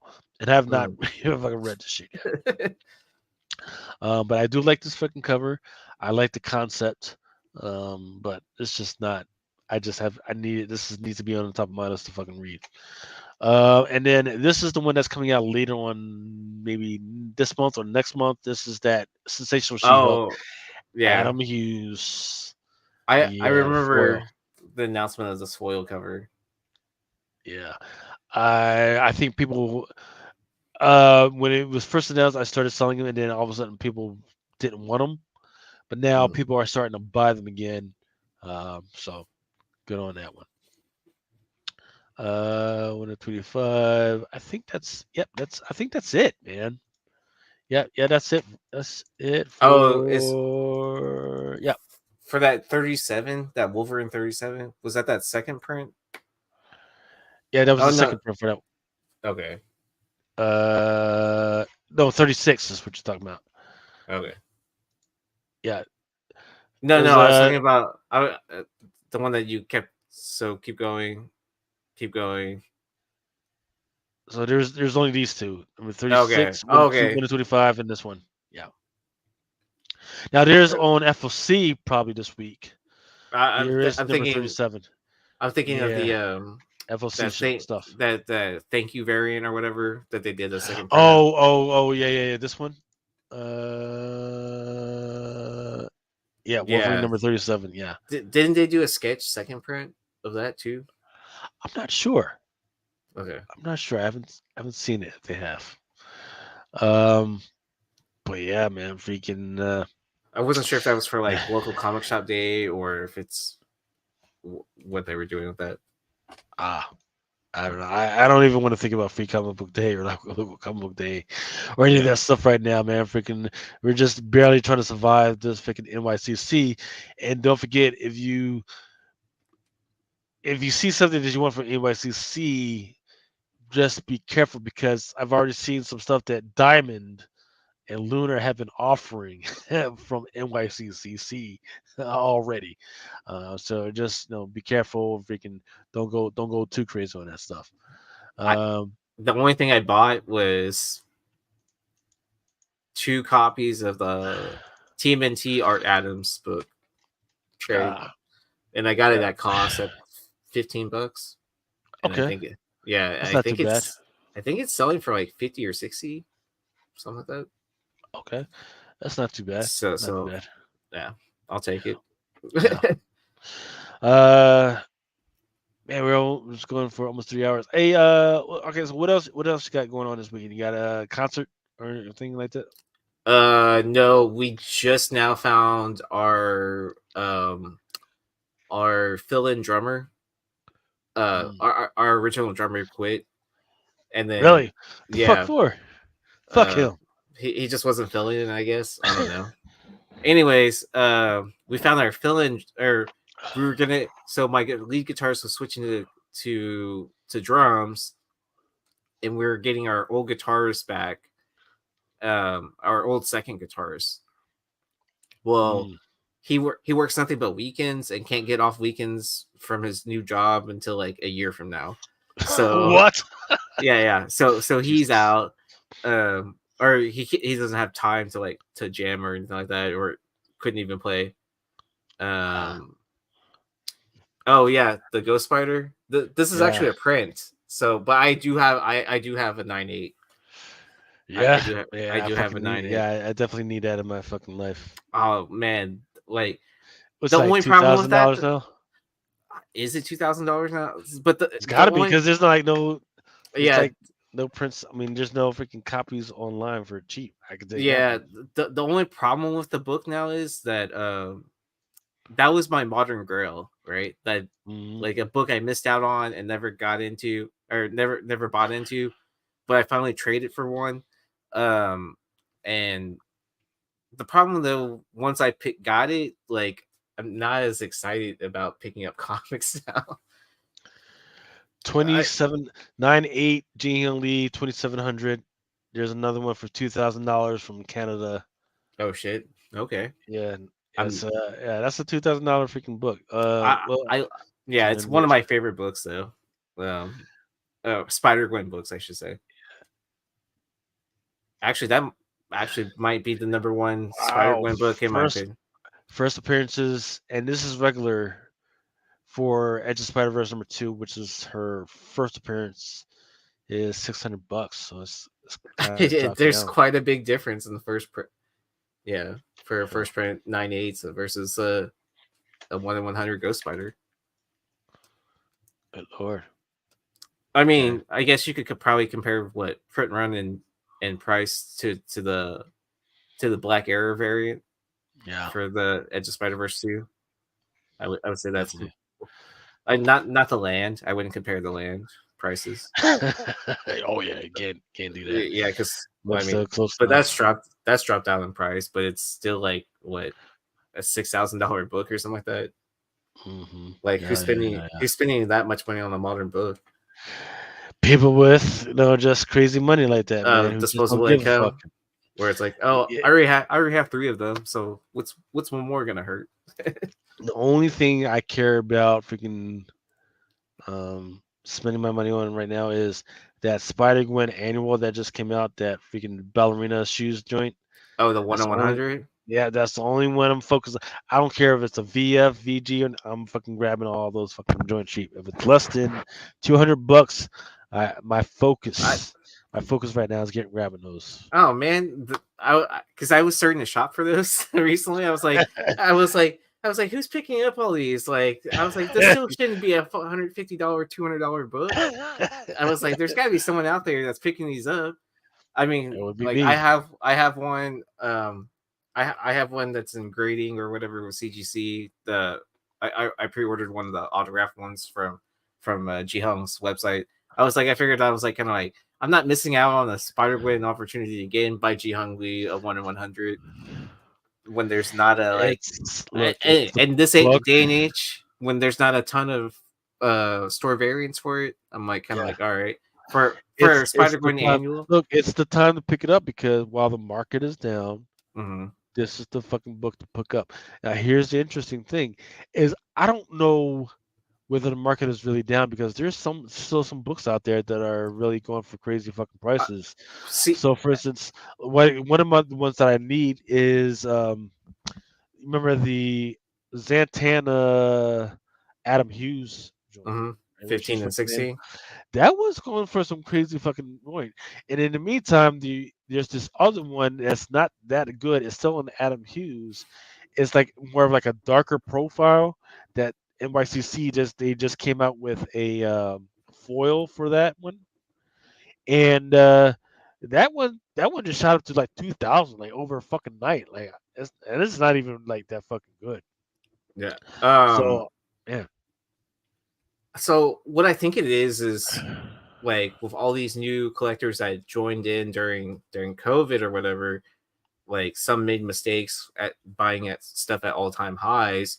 I think a lot of those collectors have mature taste now, right?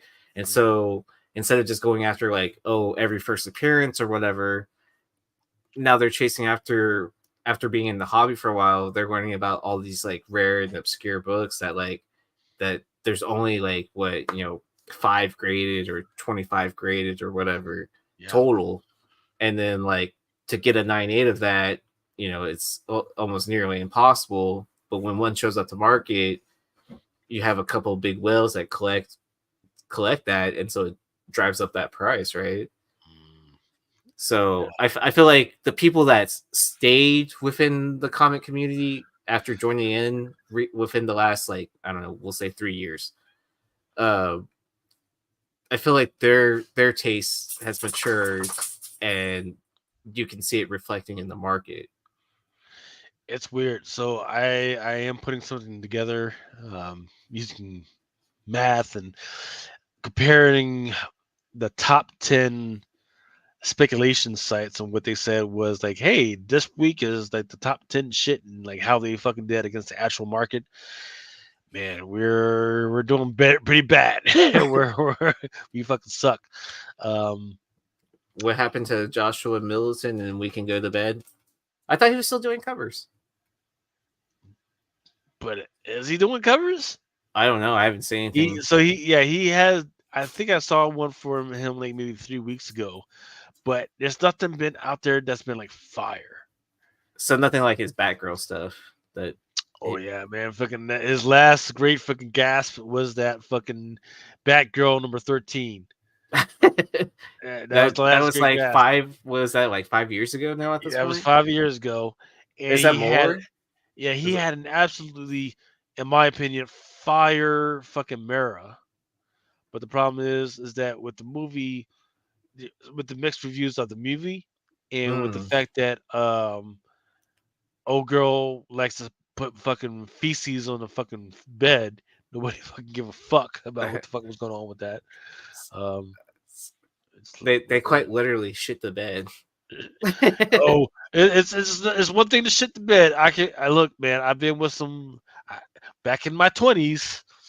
I was on some shit with some girls. They got a little too out of control and they couldn't control their fucking bowels. That's fine. But when you actually said, "Oh, I'm pissed at you, so I'm gonna fucking throw some shit in the fucking bed because I'm fucking pissed at you," that's a whole nother fucking realm. That's some Generation Z shit that I'm not on, that I'm not ready for. You know what I mean? That's why I'm like, y'all got that.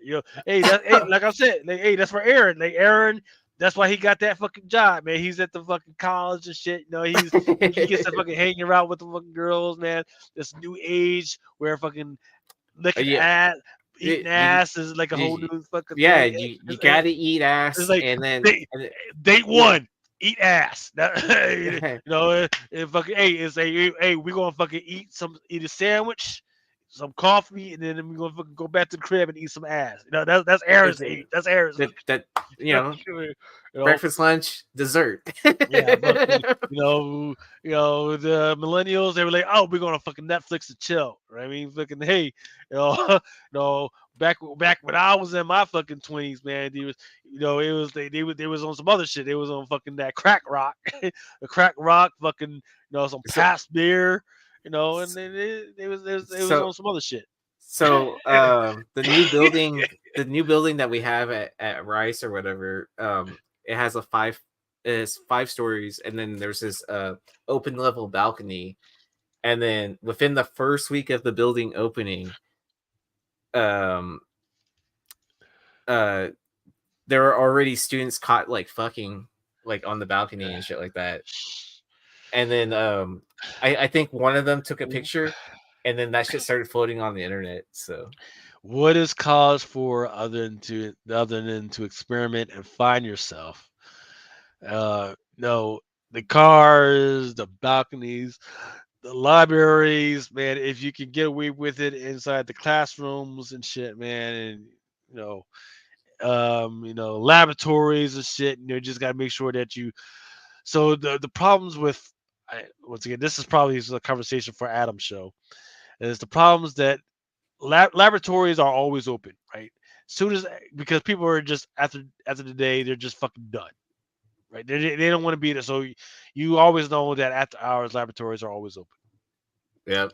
The problem with trying to get it on in the fucking laboratories is you gotta fucking trust that the people who got done actually cleaned up after themselves to make sure all the chemicals are fucking clean and shit.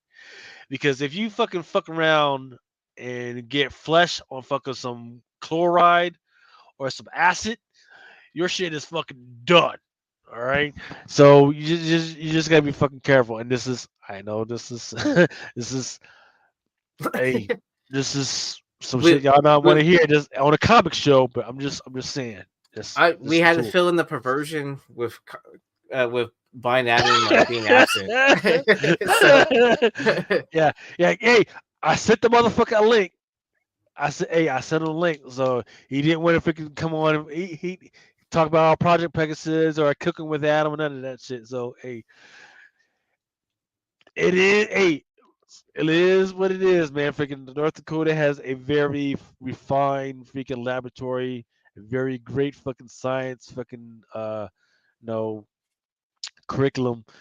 But you got to do what you got to fucking do, man. Freaking the colleges to find yourself. You know what I mean? I'm just glad I have badge access to a lot of places. So certain IT people, they got access to those servers, right? And only certain people are supposed to have access to those areas, so you know that nobody's just gonna fucking walk in on you. The problem is that server areas are very hot because there's a lot of wires and electrical shit. So if you got to make sure the girl is skinny. So because if the girl is too big and she's a sweaty person, she's gonna be complaining, I'm hot, I'm fucking sweaty. You won't. There's no place for me to fucking hang up from. Like, no, take a skinny bitch in there, you'll be straight. Well, the problem with server rooms and stuff like that too, those are monitored by security cameras as well. They'll be all right. A lot of them fucking like, hey, I saw that bitch. She's fucking talk over there and fucking high five them, fucking go on about your fucking bitch. They know what's up. They know what's up. Being a boss. All right. Hey, this is where I call it. Hey, that's what we fucking call the fucking show, man. Freaking, we had a fucking great show. We had a fucking full show.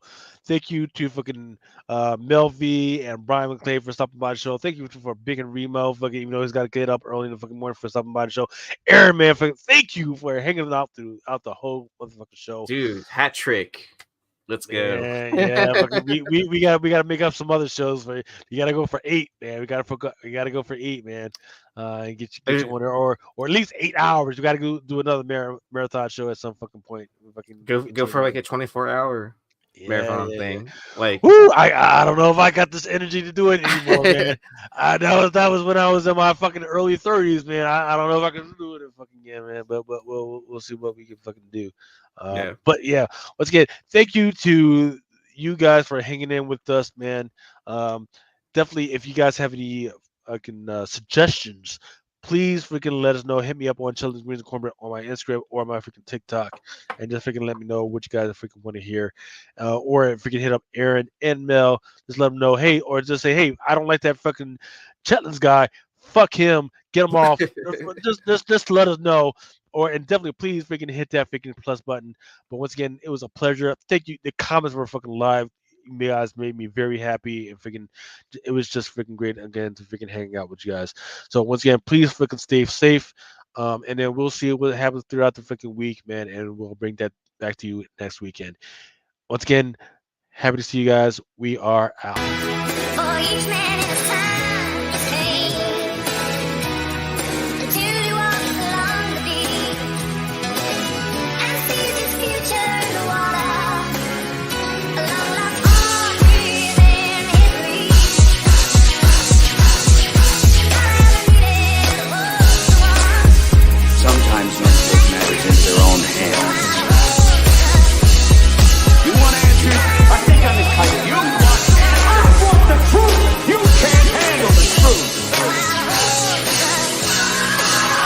As you guys know, it is Drunken.